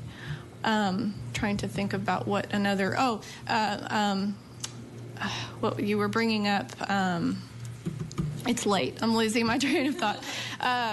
Built environment, this last point that I wanted to make. I think, other communities that we've looked at, other regions and counties across the country who, this isn't a new idea. There are open space plans that have been implemented. Part of our research was to study those regions and those counties that, what was their open space plan like? How did they implement it? What were the keys to success? What have been the results since then? And, those communities that did take this long view and this progressive perspective about not only planning for and investing in their built environment, but also in conjunction with that, planning for and investing in their natural environment, their green infrastructure and their gray infrastructure, looking at that together, it has been a very positive thing for those communities. So, and none of them, that passed a ballot measure, were absent of built environment needs. That was across the board. That was something that, but we have these built environment things that we will probably need a sales tax for. And, but they went ahead and said it's not an either or thing, it's a both. And smart growth means that we are mindful of both and that we plan and protect both in conjunction. And that's what makes Washington County really special. We do our best as nonprofits to, work with donors and turn over every rock. I think one of you said looking for funding. That is how we've had the success that we've had. The rapid rate of growth in Washington County is beyond anyone's superhuman powers to shake the bushes, and get funding. So this funding would just simply be a catalyst for protecting our future, and it would be leveraged with all of the hard work and resources that we also bring to the table aside from this. So thank you for your time tonight. Thank you, Ms. Lang.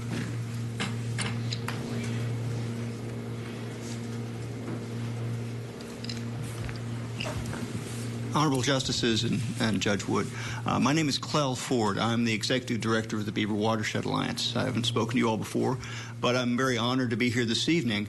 And I know probably better than you realize the sort of difficulties you all face. I spent 21 years working for county government, exactly the sorts of arguments that you all are seeing tonight and discussing. I really appreciate the deliberations that you've gone to. I am here just to speak in favor of placing this on the ballot. The Beaver Lake is the water supply for 500,000 people in northwest Arkansas. It is our responsibility as the Beaver Watershed Alliance to protect that water supply in terms of what's in the actual drainage basin, that 1,192 acres. So we have that responsibility, but that does not mean that we necessarily have the funding. As Terry was saying, we have a great deal of partnerships. We leverage our funds with a lot of other groups. So we're looking forward to the opportunity to continue our function, continue our mission in the future, and we look forward to working with you all in the future. Thank you very much. Thank you. Thank you. I have a question, if you don't mind. Yes, go ahead. J.P. Dennis. Why do you allow Fayetteville to put their sewer in Beaver Lake, which is our drinking water? And if you want to tax somebody, I'm sorry, I didn't have the mic on. I said, why do you allow Fayetteville to dump their sewer into Beaver Lake water, which is our drinking water? And if you want to tax somebody, why don't you tax all those that dump sewer in it? Well, Justice Dennis, I am actually a native of Fayetteville. I was born and raised here. That sewer line has been putting that sewage in Beaver Lake for about as long as the lake has been there. For sure. Yes, sir. And I'm not a regulatory agency. We're not the ones who allow or disallow a wastewater treatment plant to be placed one place or another. We also are not the ones who raise taxes or are allowed to place taxes on folks. Can we advocate for certain positions? Certainly. Should there be more protections for all of from all of the point sources to the lake? Certainly. But it's not up to the Beaver Watershed Alliance to accept, deny, to allow a certain point source to go into the lake or regulate how much they're allowed to discharge. We certainly would prefer less, but that isn't always the reality. Thank you. Thank you. I'd like to ask one quick question. May I? Go ahead. I'd like to ask you one quick question. Are you asking Benton County for the same 1/8 of a cent?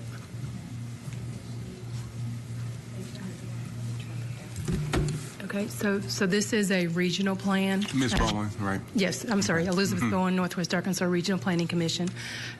We have been going through the same process with Benton County. I think it was in June, we presented to the Quorum Court the information, the feasibility study that I shared with you in March.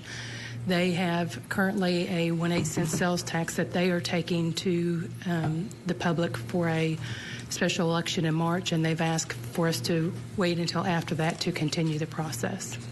Okay, so you're actually looking, if you got both of them, you would have 1/4 of a cent. Yes, for the region. Well, no, it's an 8. Yes, 2. Yeah. I've had a little math. It's But late. Anyway, when we talked about perspective a while ago, $7 sounds insignificant. What's only $7? Cheaper than a loaf of bread. I hear that all the time around this table. I like to look, to put it in perspective, at the $64 million we're looking for with this tax. And if population keeps increasing the way it has been, the tax is going to bring in a lot more than that before it's all over with. I feel pretty certain of that. So there's two ends of this perspective to look at, the $7 or the $64 million. But we're still taking money out of the private sector and putting it in the public sector, which I have trouble with because there's only so many dollars left. And we have several taxes that we're looking forward to now. So thank you very much. I was interested in that Benton County deal because we had the same thing with the bus issue. They weren't putting any money in the transportation system, and we were putting $122,000 a year in it, which we changed last year. But there's all kinds of these good programs, that people want tax money for. So it's difficult to make those decisions, as a gentleman said a while ago. And like he said, you've got to figure out which one's the most important, which one is absolutely essential. That's kind of where we're at right now, I think, in Washington County. We have to vote only on those things that are absolutely essential. And you could argue, well, this is essential. Our water's going to be undrinkable next year. So I'll put my water in a bucket and bring it to 212 degrees Fahrenheit for 30 minutes and drink it. Thank you, Mr. Chair. Jacob Maxwell. I drink mine hot. Will the monies raised in Washington County only be spent in Washington County? So that's up to the Quorum Court, how you set up the program. You would make the decision on who would make the decision on spending the money, whether it's brought to you and you make the decision each time, or you have a committee that makes recommendations, or set up a facilities board like I've mentioned, and they could make the decision. But well, not that we don't like our friends to the north, but we would like equal participation in this, I guess. Absolutely. So my end question is there a lot of Beaver Lake that's in Washington County, or is all of it existing in Benton County? So the lake itself is, the majority is in Benton County, okay, but so the watershed, right, and these streams, and, right, and the presentation that I presented last week, I showed you where we have impaired streams that aren't meeting the EPA pollution requirements, so they're considered polluted, for example. That is in Washington County. Okay, so okay, thank you. Any other questions? Thank you, Ms. Bowen. No, JP Dennis, committee report. JP Ecke. Thank you. The Personnel Committee did meet. We reviewed the handbook, and we passed on to the full Quorum Court the repeal of the ordinance. Thank you. JP Maxwell. JP Ussery. We had no meeting due to lack of agenda. All right. Final motion. Second. There's been moved and second. Court's over. Whew.